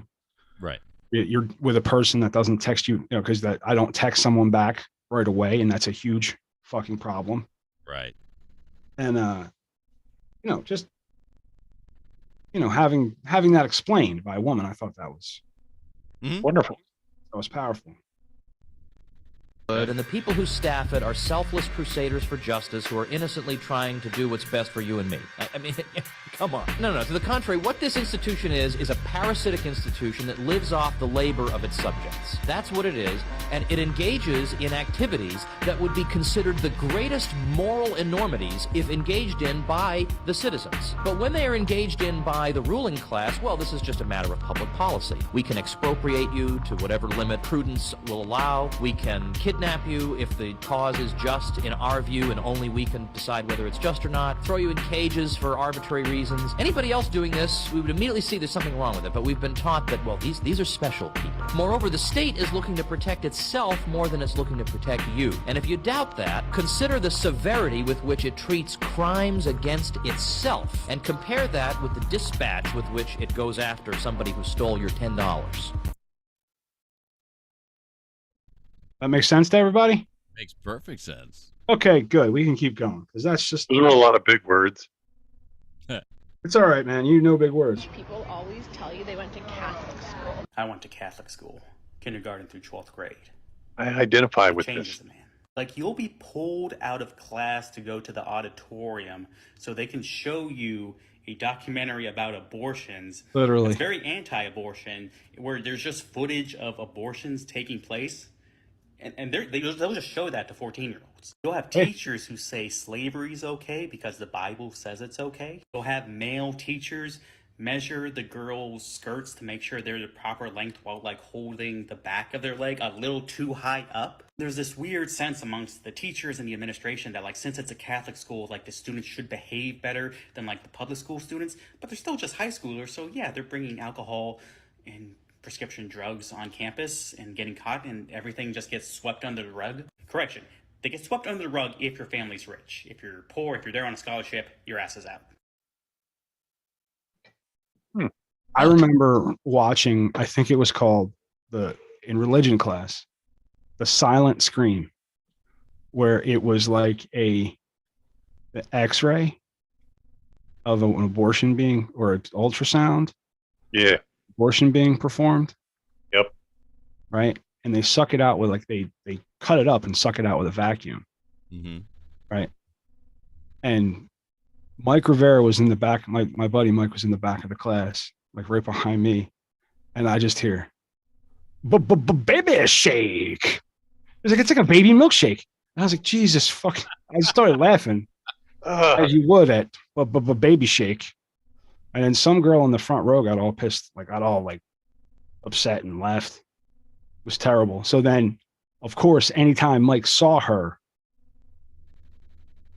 he would go up to her and go, baby shake. What? I didn't hear you. I said, baby shake. That's right. That's what. And he wouldn't even do it like quiet. He'd get like right up in her face. Like he was all about torturing people. Just absolutely. I remember we had this really, really like, she was tall and she was built like a man. Right. And she was dark black and very nice, sweet kid, you know, but whenever we'd be behind her, Mike would go, walk like a man, fast as I can. Because he said that she walked like a man. You know what I mean? So it's been great to go to school with you guys. I wouldn't recommend it, honestly. Because you had to have, like, to survive Catholic school, you had to just develop a really fucked up sense of humor. You know, that's just the way it is. But what happened to the screen share? Oh my, I gotta hang on. I gotta do that, which is the reason for these videos sometimes, is to just kind of, you know, start a conversation. Yeah. How come? Oh, I just can't see share. Screen. Start.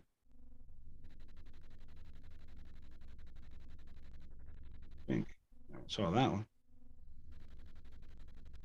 Refers to someone who offers opinions or makes comments on subjects that are beyond their knowledge or expertise.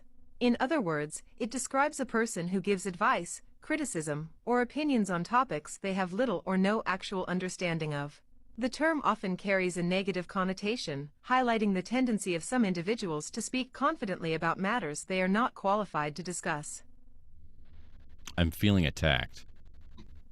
I get, here's the thing, is I want to try to get that word as you're like, and now. The ultra crepidarian. Is that what ultra crepidarian? Ultra crepidarian. Somewhere in there, because I want it to be very clear. But I have no idea what I'm talking about, even though sometimes I speak very confidently. Right? That's the. So can we play that again? Here we go. Ultracrepidarian refers to someone who offers opinions or makes comments on subjects that are beyond their knowledge or expertise. In other words, it describes a person who gives advice, criticism, or opinions on topics they have little or no actual understanding of. The term often carries a negative connotation, highlighting the tendency of some individuals to speak confidently about matters they are not qualified to discuss. That's the show, like in a nutshell. Right? Yeah, I mean, we're all full of shit, except for we are all ultra crepidarians. Except for those on this show, tiny little pinpoints that we know shit about.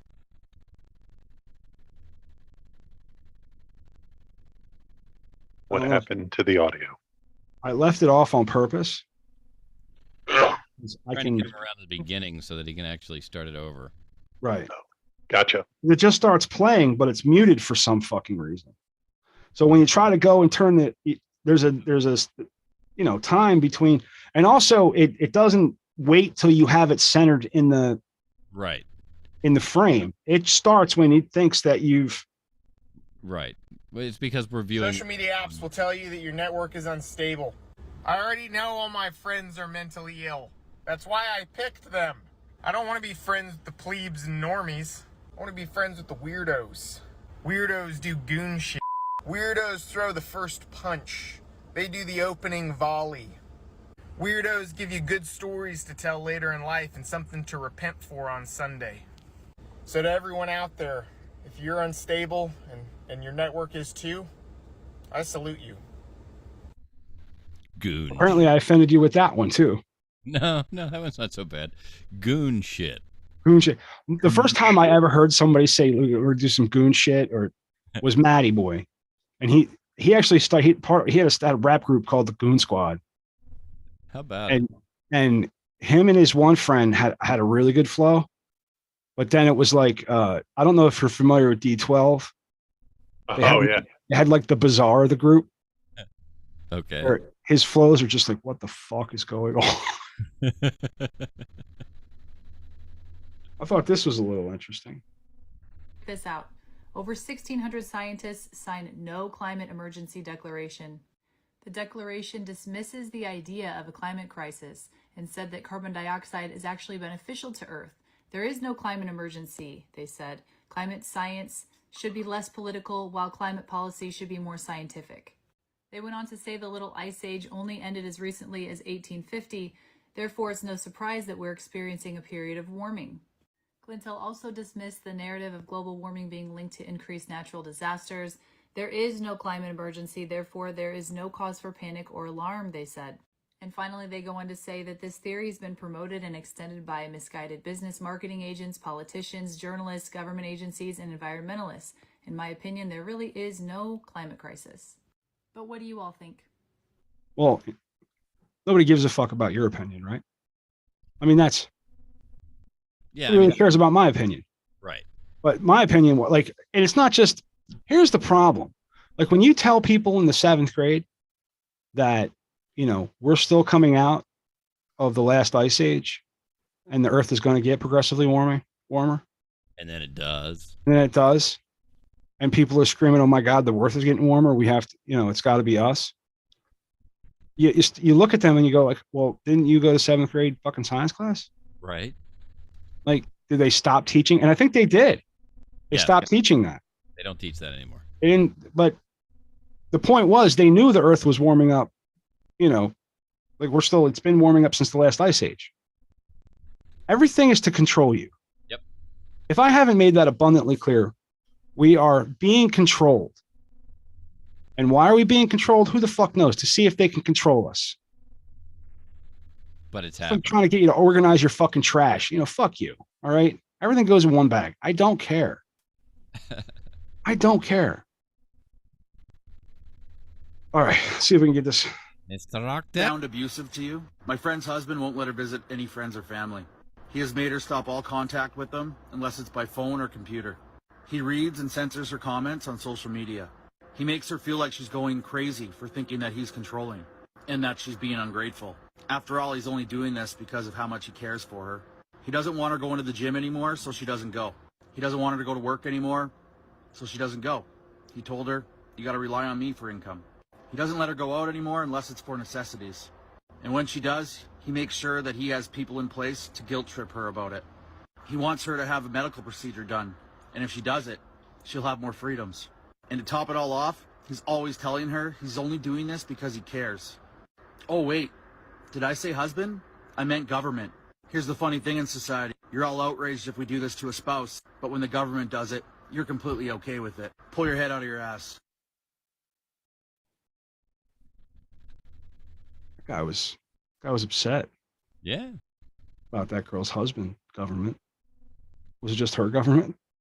What we got next?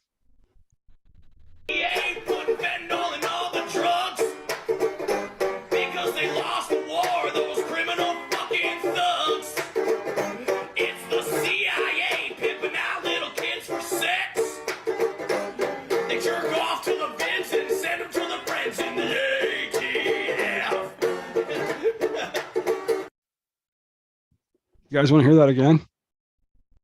I mean, I know you want to play it again, but It's the DEA putting fentanyl in all the drugs because they lost the war. Those criminal fucking thugs. It's the CIA pimping out little kids for sex. They jerk off to the vents and send them to the friends in the ATF. He's playing a banjo. That's really I enjoy banjo music. I've told you that before. And he's playing the rhythm type of banjo. He wasn't picking. Yeah, that's what you see in the string band, the Mummer string bands in South Philly. Right. Very unique sound. Yes. I like his voice. And it goes well with the band. I'm a that type of voice dude. Right. Not a Motorhead, Rancid, that type of guttural kind of, like a growl. Yeah. So I gotta. Please stand by. Manny Rock Tap's having technical difficulties with his. It's like whenever I get into a conversation, the phone closes. I'm sure there's something I could.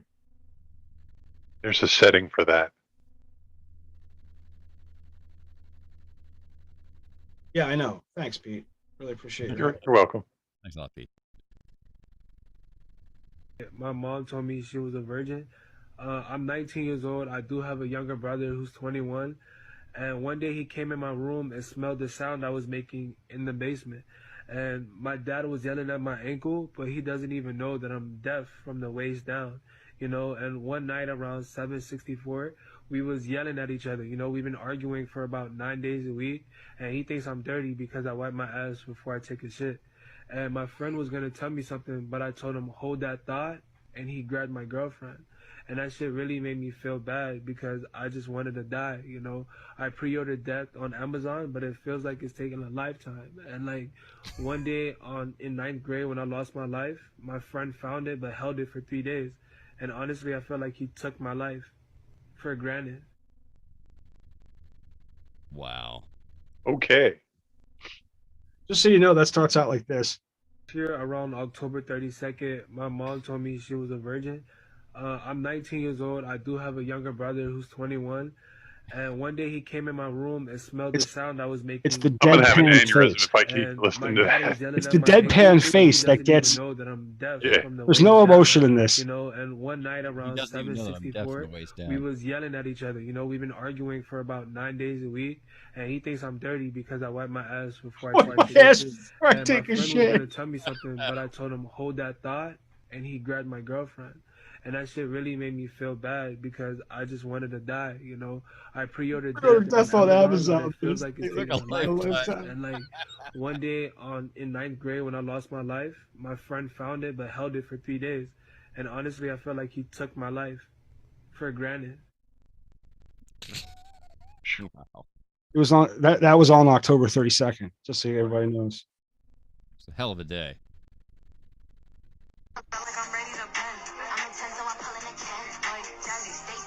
So I'm going to explain this to those of y'all that may not have seen this before, right? So the way it works is you get a quarter, you stick it in the cart, you use the cart, and then once you're done with the cart, it gives you the quarter back. And I'm not talking about the head of a football team. Now, follow me. Now, if your brain has no wrinkles on it, you will go on Amazon and purchase that fake coin for $2.84. Common sense ain't that common no more. If your brain has no wrinkles on it. It's Fredo on TV. He's fantastic. Follow him on TikTok. The one before that was 3KX Gen NV3. Everybody can see that, whatever that says. This is Go Hang CG, was the banjo maestro. Mill. We'll figure it out later. Yeah, if you want to see these again or you want to know anything about them, you can catch the post on the Media Virus. This is if wrestling's not fake, explain this. Now I think this is like from a country. This is from a country that definitely does not speak English. We're gonna go over this again because blonde opponent, decided that he was going to grab mustachioed opponent by the penis. He's got him by the dick, and he twists his dick. But then the guy flexes, mustache flexes. And it's like, the guy Blondie can't take it. So mustache flexes again. Blondie's in fucking pain. It's like, mustache's cock is twisting Blondie's arm. And then he just got flipped. Mustache just flipped Blondie with his dick. Yes. Didn't touch him with his arms, with his dick. That's the rare Chechnyan sexual martial art. You guys want to see that again? All genitals. Well, hang on. What's this? FBI's Domestic Terrorism Symbols Guide on Militia Violent Extremists. Mr. Boyle, are you generally familiar with that guide? Yes. The Betsy Ross flag. Was the Betsy Ross flag in the terrorism symbol guide? It was. And what about the Betsy Ross flag makes someone more likely to be a violent extremist? I wish there was a reasonable explanation for that question. There isn't. And people blew the whistle and said this stuff is crazy. Americans are being targeted. Just so you know how many Betsy Ross flag paraphernalia things I had as a kid? Right? I mean, coming from this area, especially. Right. I mean, living in Philadelphia, it was a Betsy Ross flag. That was the coolest one. Was that circles? Oh, Betsy was from here. Right. Came across a very interesting author. His pen name is Theodore Dalrymple, and he worked as a psychiatrist within the British National Health Service and the prison system for like decades. He said something like this. He goes, when he was studying propaganda in communist societies, what he found was that the propaganda was not designed to try to convince or inform people. It was designed to humiliate. And so therefore, the less it corresponded with reality or the truth, the more effective it was. Because if you could actually get your population to be quiet or to repeat things that they knew were obvious lies, you actually erode their ability to actually discern from truth and falsehood. And that essentially that would create the sort of society of emasculated liars that was easy to control. And then he finished it off by saying that he believed political correctness was designed for the same reasons and the same purpose. No lies detected. There you go. I think we're on a theme tonight. Yeah, seems that way. It's like I don't know. I don't know if I intentionally. Well, here's the thing. Okay, a lot of funny TikToks, are much more visual. Yes, you kind of need to see what's going on. Where I think I go for, speaking. Mm-hmm. TikToks. By the way, that was Nick Freitas. Nick Freitas 3.0.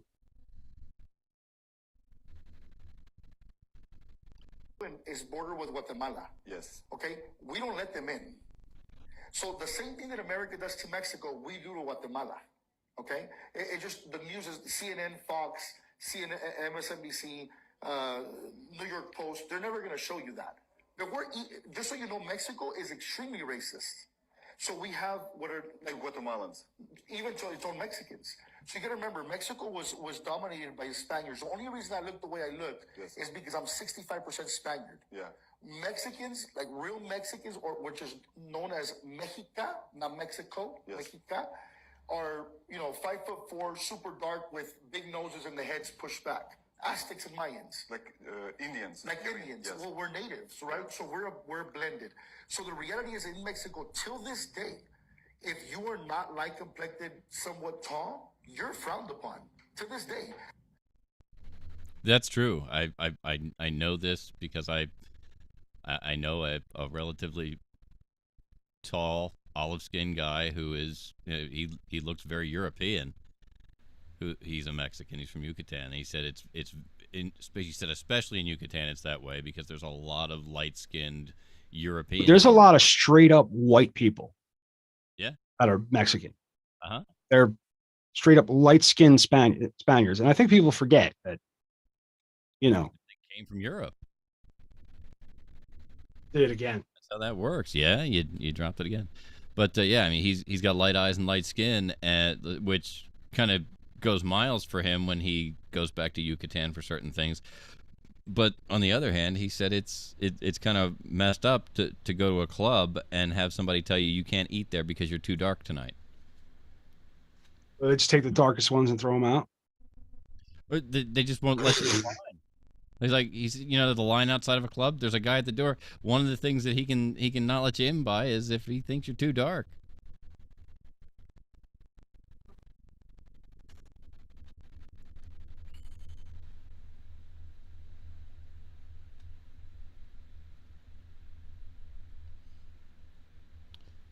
Maddie's just working the screen share back. 69% of this dead air will be removed. and that's terrible. But again, the news, already people are speculating on cause of death. Some people claim there's a woman to blame.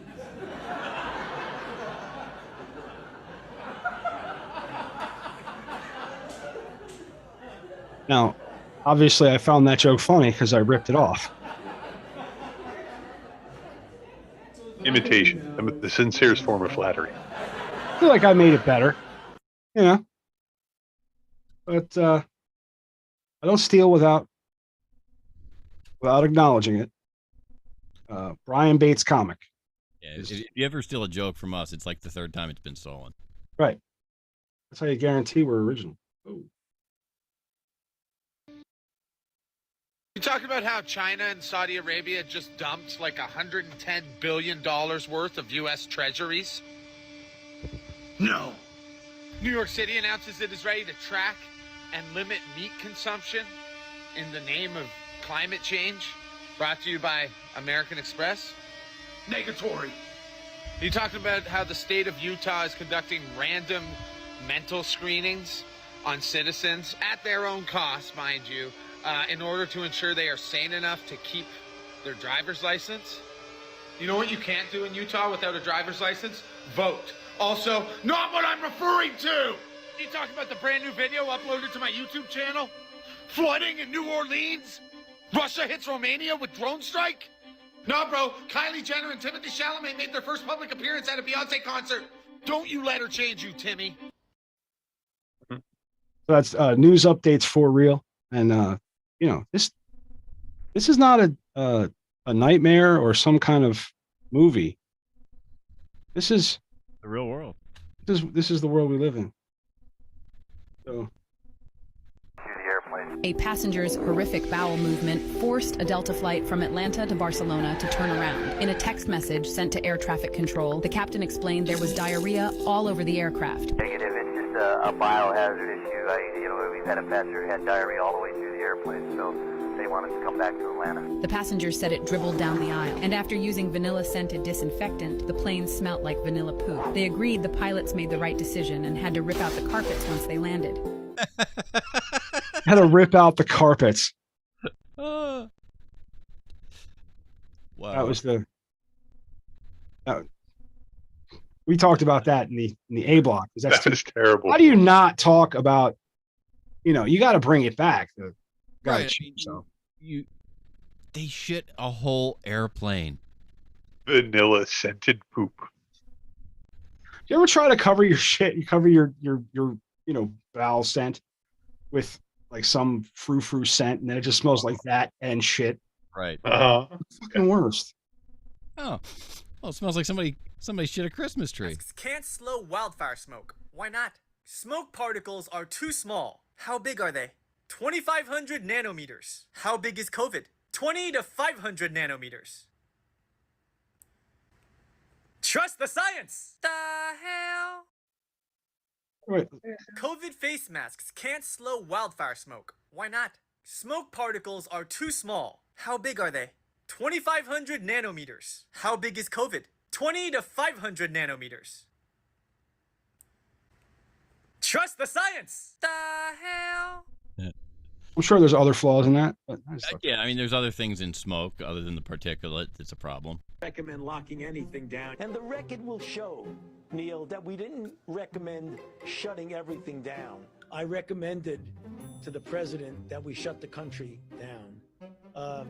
And that was a very difficult decision because I knew it would have serious economic consequences, which it did. Hey, wait. First of all, I didn't recommend locking anything down. It's in July 22, August of 22. We didn't recommend shutting everything down. I recommended to the president that we shut the country down. And that was a very difficult decision because I knew... You know, we're being gaslit too. Yeah, I mean, that was... I mean, people's like, nobody's held accountable for the things they fucking say and do. And then we're supposed to say and do the same fucking thing when it pops. Like, it's dude, what the fuck is going on? It's not entirely true because some people are being held accountable for the things they do and say. It's just that they're the things that they didn't said 15, 20, 25 years ago in a different world, in a different time. Oh, right. Oh yeah. God forbid if well, comedians and talk show hosts, right? Yeah, Those are the people, and those are the people that get held to a different standard. But our politicians, fuck, just let them do whatever the hell they want. Why not? Bunch of ultra crepidarians. So if you go over to the mediavirus.com this week, some of the things that you find, we just did the TikTok corner. That post is up. And that post, if you click through and go to the post itself, you will see the new TikTok nonsense logo that we've put together. Very exciting. Yeah, Manny's got his own logo for the segment now. Let's see. We've got the song mentions that are up from the last couple of weeks. Manny's got that in place. Let's see. Let's see if I can get away with sharing that screen for just a moment.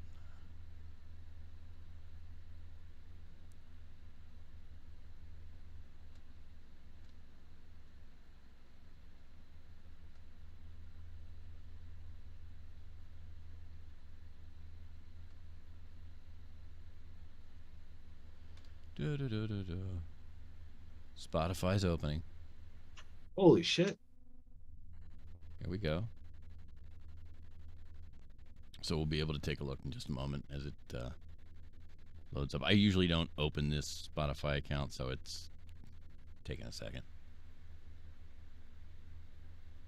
Yeah, Spotify can be a pain in the ass. Wait for a new computer. Yeah.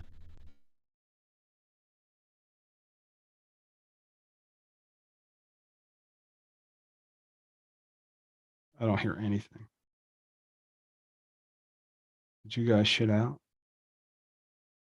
I'm still here. That's not where I wanted to be. Oh, here it is. Yeah, there we go. It starts off with Convoy by C.W. McCall. Oh, man. I think Lee Majors sings the Fall Guy theme song. You are correct, sir. So I couldn't find any other Lee Majors. So as promised, something from Will Shatner. I decided with Space Oddity. If you ever listened to this, it's different. It's so different. Speaking of so different, Big Jatty is joining us. What's going on, man? Not much. What's up? We're going over the playlist of songs that were mentioned in the last episode, and actually a couple episodes before that because I missed a couple. But are you purposely mentioning songs, or there's songs that? No, it just kind of comes. It just shit. Here's the thing: is it? We haven't mentioned shit this week. Nobody's brought up a song or start, like, sometimes in the middle of a story I'll just start singing a song that had a word that was from that story, or you know how I am, or just do music in the background, whatever. But it just kind of comes into play. Now I think sometimes I know at the end I started mentioning bands just to have some better bands. Like I brought up Guar for no reason. Right. I brought up Rancid for no reason. Just because we were talking about music. Right. There were these other. Also, I couldn't find. I did find My Own Religion's Spotify, but as they still do not have Let the Bigot Speak, parentheses, the truth will expose him, on Spotify. So I put one of my favorite tunes, God in the State. Okay. So you guys know how I feel about those things. So it's a good song. Nobody plays that one anymore. What, Freakers Ball or Gimme a Man After Midnight? Freaking at the Freakers Ball. That's fantastic. That's the song that got everybody into Dr. Hook. It's just a great song. But yeah, so these are all the. And you did get the good version of I Want You to Want Me. Good job. I had to look for it. I had a really the live at Budokan. I had to Google I Want You to Want Me live at Boo, or not Google, but search in the search feature. because there's a couple live versions. Well, the Budokan version is the one that most people are familiar with because the album version is awful. It's about a half a beat too slow, and it'll really fuck with your head. No, I'm well aware. It's just like if you've ever heard the Ramones album, Loco Live, that is a killer punk album. But then when you go listen to the albums those songs are on, not quite the same. They're like 2 beats behind. Like Pet Sematary on Loco Live is a kick-ass fucking tune. And Pet Sematary on the album version is a kick-ass tune, but it's so much softer. Yeah. It's more like palatable.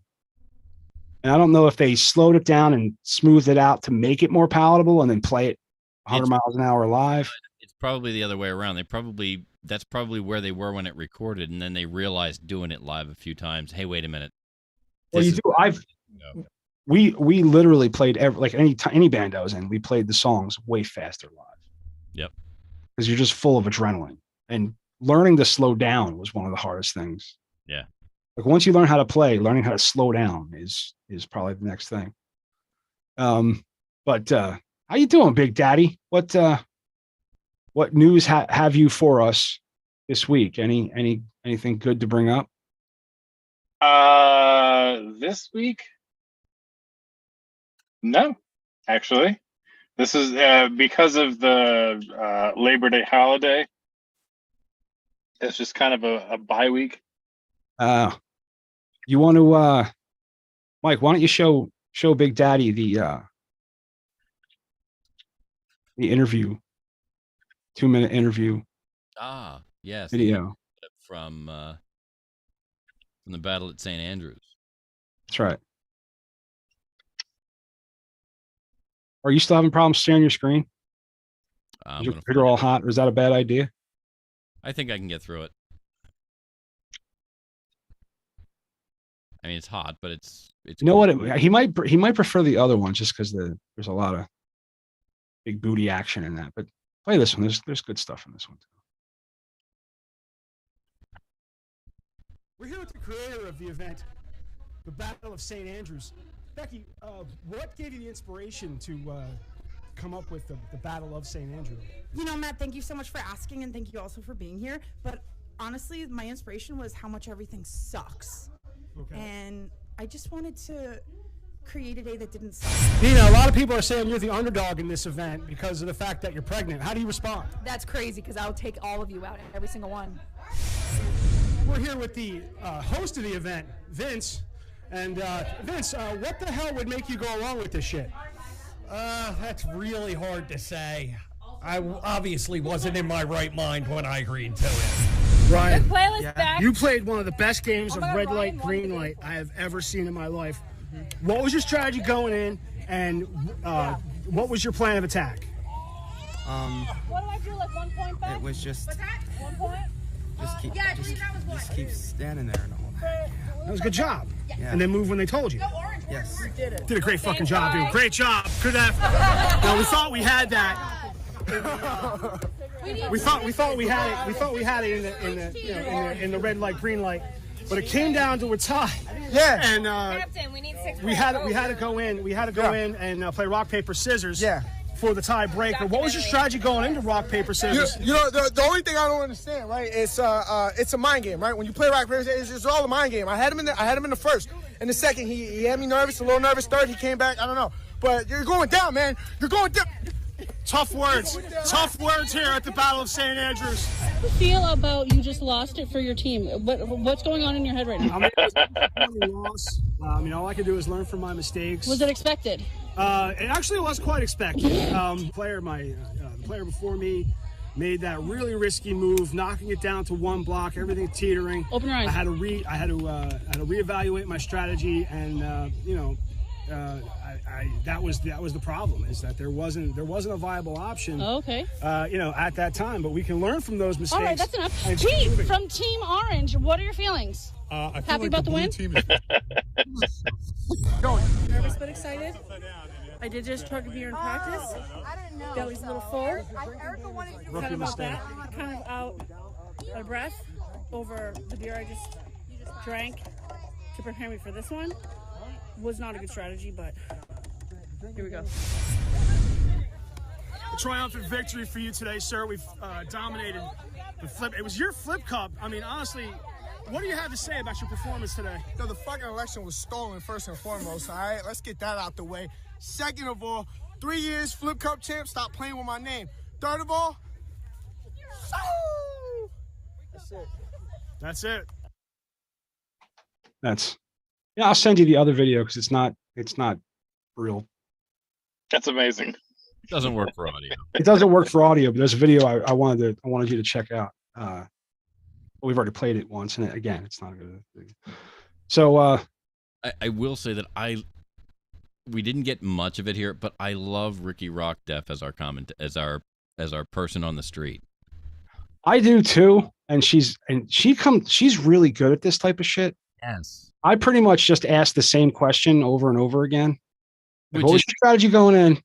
What were you thinking? I mean, it's good. I like that it's a good dead horse to beat. But Ricky Rockdeff really comes through with she directs you while she's interviewing. Open your hey fucko, open your eyes. Open your eyes. All right, that's enough. That So and we were playing. Have you ever played Jenga with a time limit, especially a 7-second time limit? No. That's pretty rough. So the team already had 2 strikes, one more strike of not making the time limit, and we were going to be eliminated. I had the block halfway out, but it was catching friction on the last couple of sets, on the last couple of blocks. So I was trying to reevaluate, and so I had the big board out, you know. So when we got hit with the 3rd violation, I just knocked the fucking tower down. It's like blitz chess. Like it's a spoiled 3-year-old. Pretty much. It's supposed to make you lose your shit. Yeah, but 7 seconds, dude. I've seen Jenga moves take hours. And I think that was kind of the point, though, is to, Jenga moves can take a long time. Mm-hmm.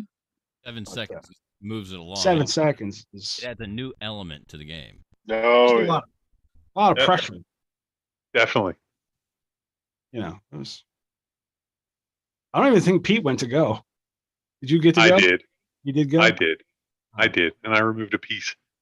You went early then. Like surgery. Surgery. Yeah. But you were still on the losing team. He was. Because of we won Jenga. You won Jenga, but you didn't win the event. You didn't win. It was a tie up until dodgeball. It wasn't a tie. We were down by 2 points.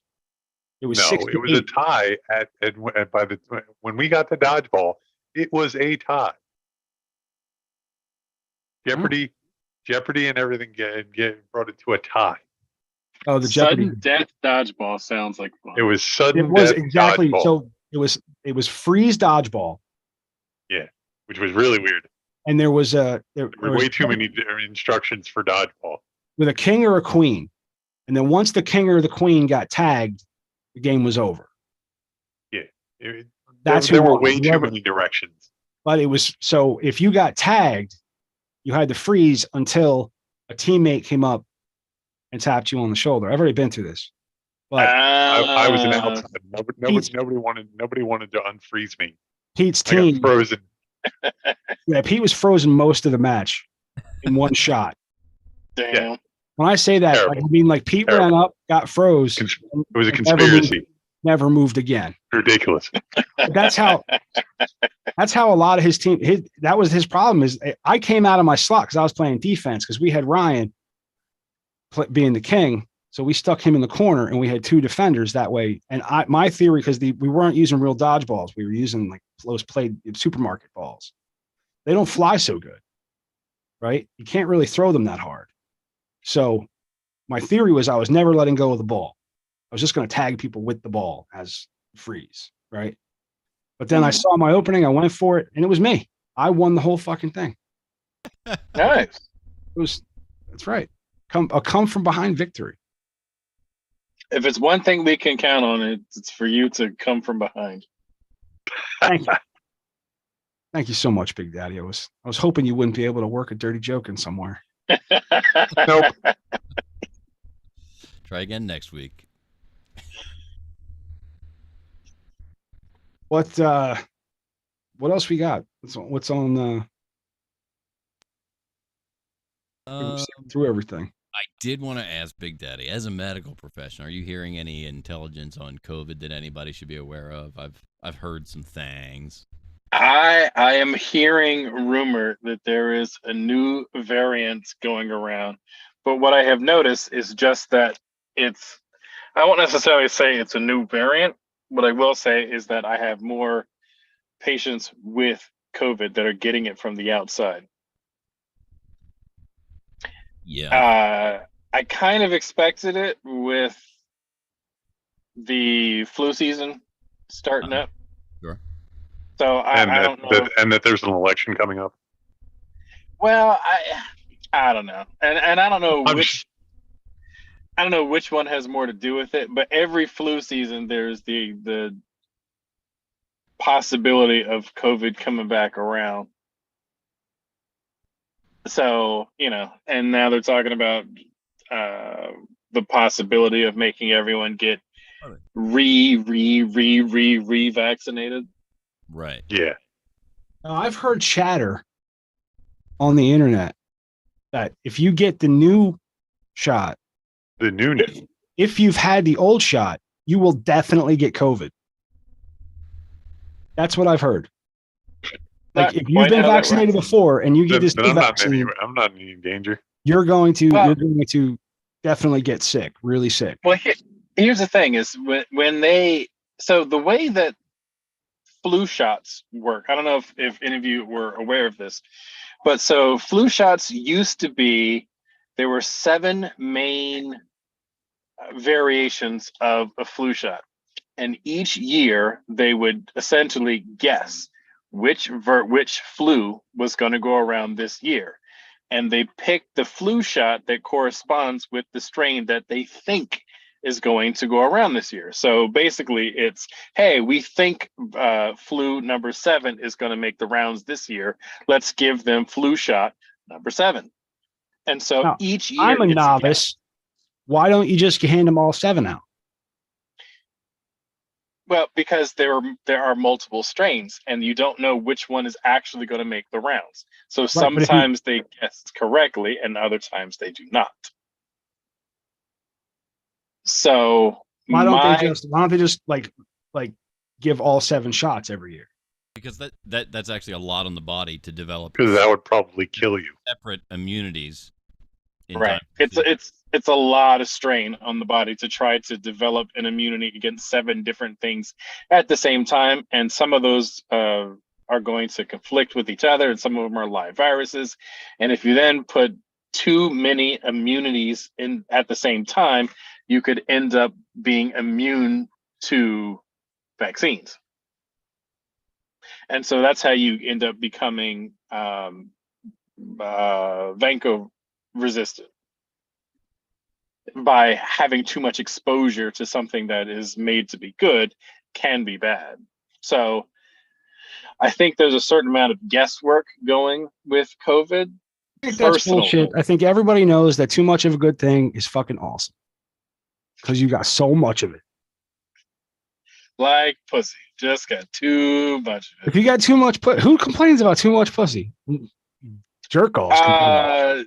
The guy that's getting his face sat on. If you've ever had a 450-pound woman sitting on your face, there's a such thing as too much pussy. You know all about it. I can tell you all about it. There's a such thing as too much. You don't have to tell me, brother. I know. There's an upper limit. You got to breathe. Sometimes you got to put a. They make a snorkel for that, Big Daddy. They make a snorkel for that. Yeah, now. we just had to get used to, you put the finger in there so you can breathe.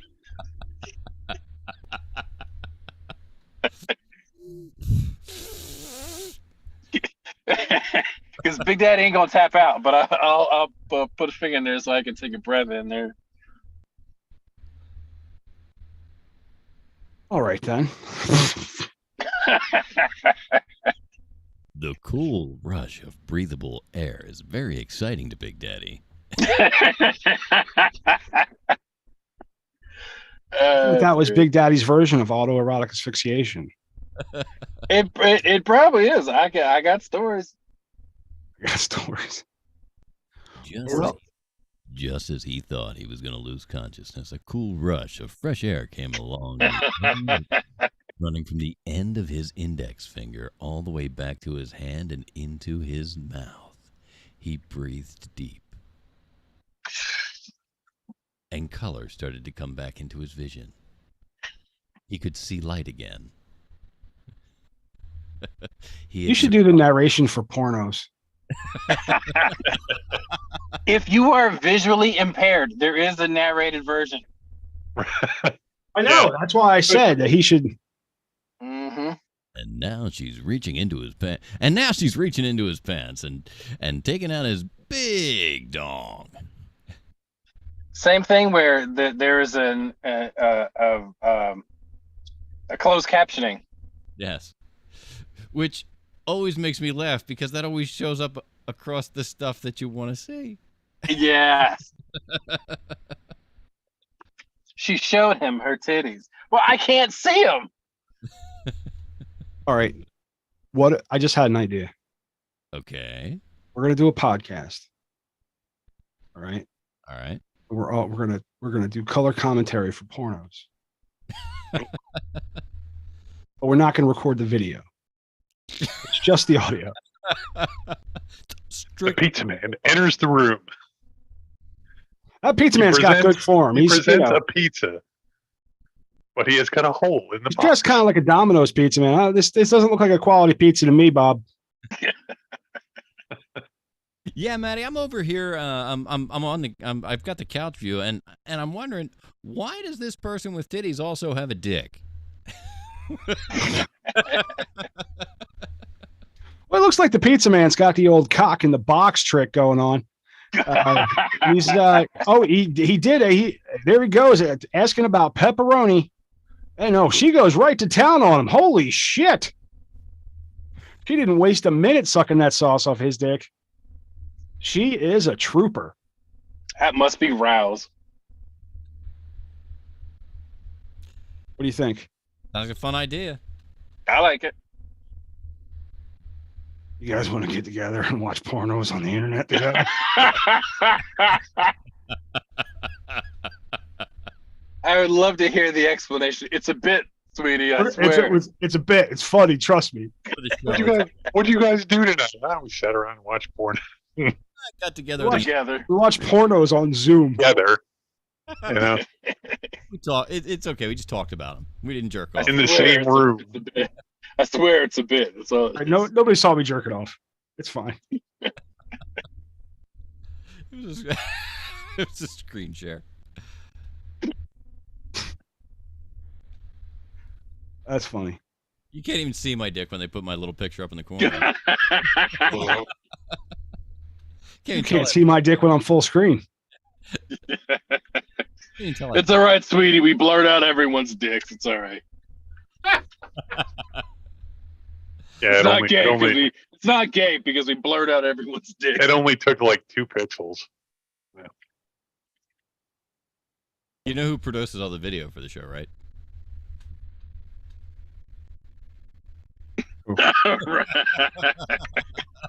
Is it me? It's you. Okay. It's not gay if you're Pete or Mike or Stanley. I'm the one that has to go. I'm the one that has to go edit it together. Yeah, you've got to digitize everybody's penis.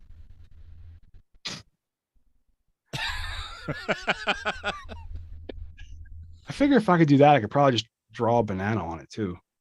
Yeah. You know what I mean? And for me, I would just superimpose a much bigger dick. I mean, what's funny is like Erica would holler up the steps and say, "Matt, what are you doing?" Like, drawing bananas on everybody's dick.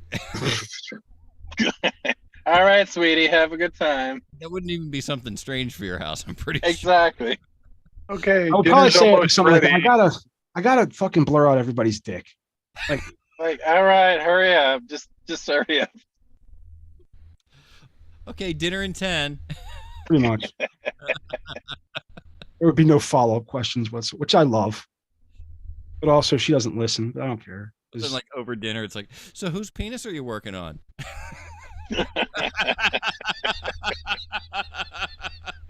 Big Daddy's, he's taking up all the pixels. I barely have any digitization left for Pete and Mike. I'm not going to be able to pixelate their dicks at all. I just had to put black bars over them. It just looks like a big black cock, though. Looks like Big Daddy stepped into the frame.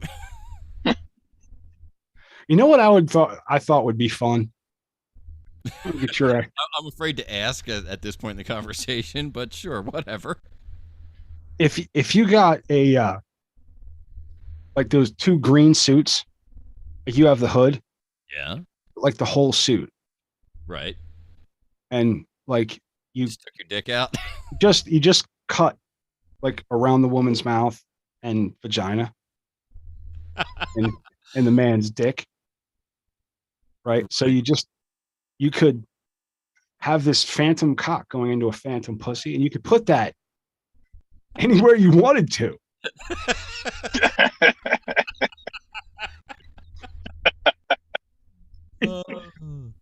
You could put it like you could, if Bill Clinton, you're a horse, you know what I mean?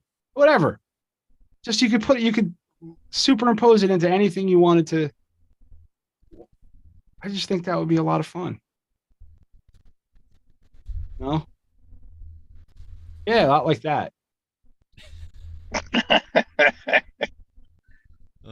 Just a dick going into lips, and that's it.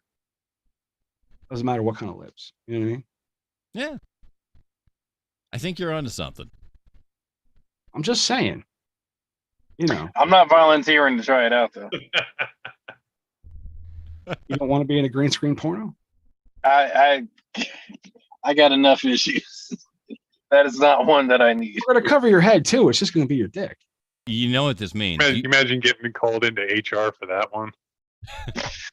We got word. We received word that a phantom penis. You received word that you are the phantom cock going around the hospital? Mr. McFadden, could you take a look at something for us? Watch this video. Would you care to comment on this? Apparently, you were on a podcast which featured a phantom genitalia. We're pretty sure it's you. I don't. Word has it. We strongly suspect. Based on the imprint in your scrubs. It would have to do like a penis lineup, though. They'd have to pull your dick out and go and compare it. Then they got to get it shiny. You might get, who knows if the HR lady's hot. I think by shiny he means hard. No, I meant hard and wet. Shiny. All right. So Matt's been lobbying to do a show live from his studio. Mm-hmm. I think you know that we all have to have a green gimp suit to take out of our bag when we get there, right? All right, Matt, you ready?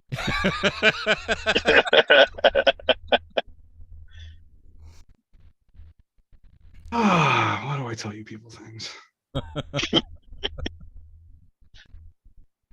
All right. Well, I'm out of gas.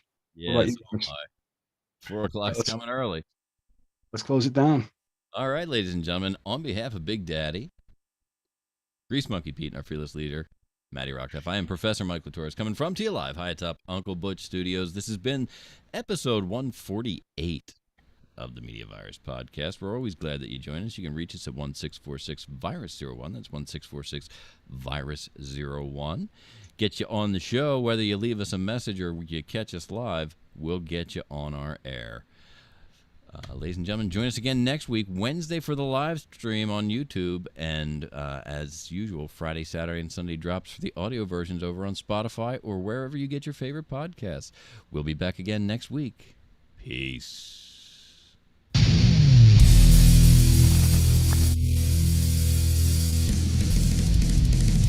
I'm not saying that I asked for getting 2 serial killer documentaries, just that it was on. Just that it was on.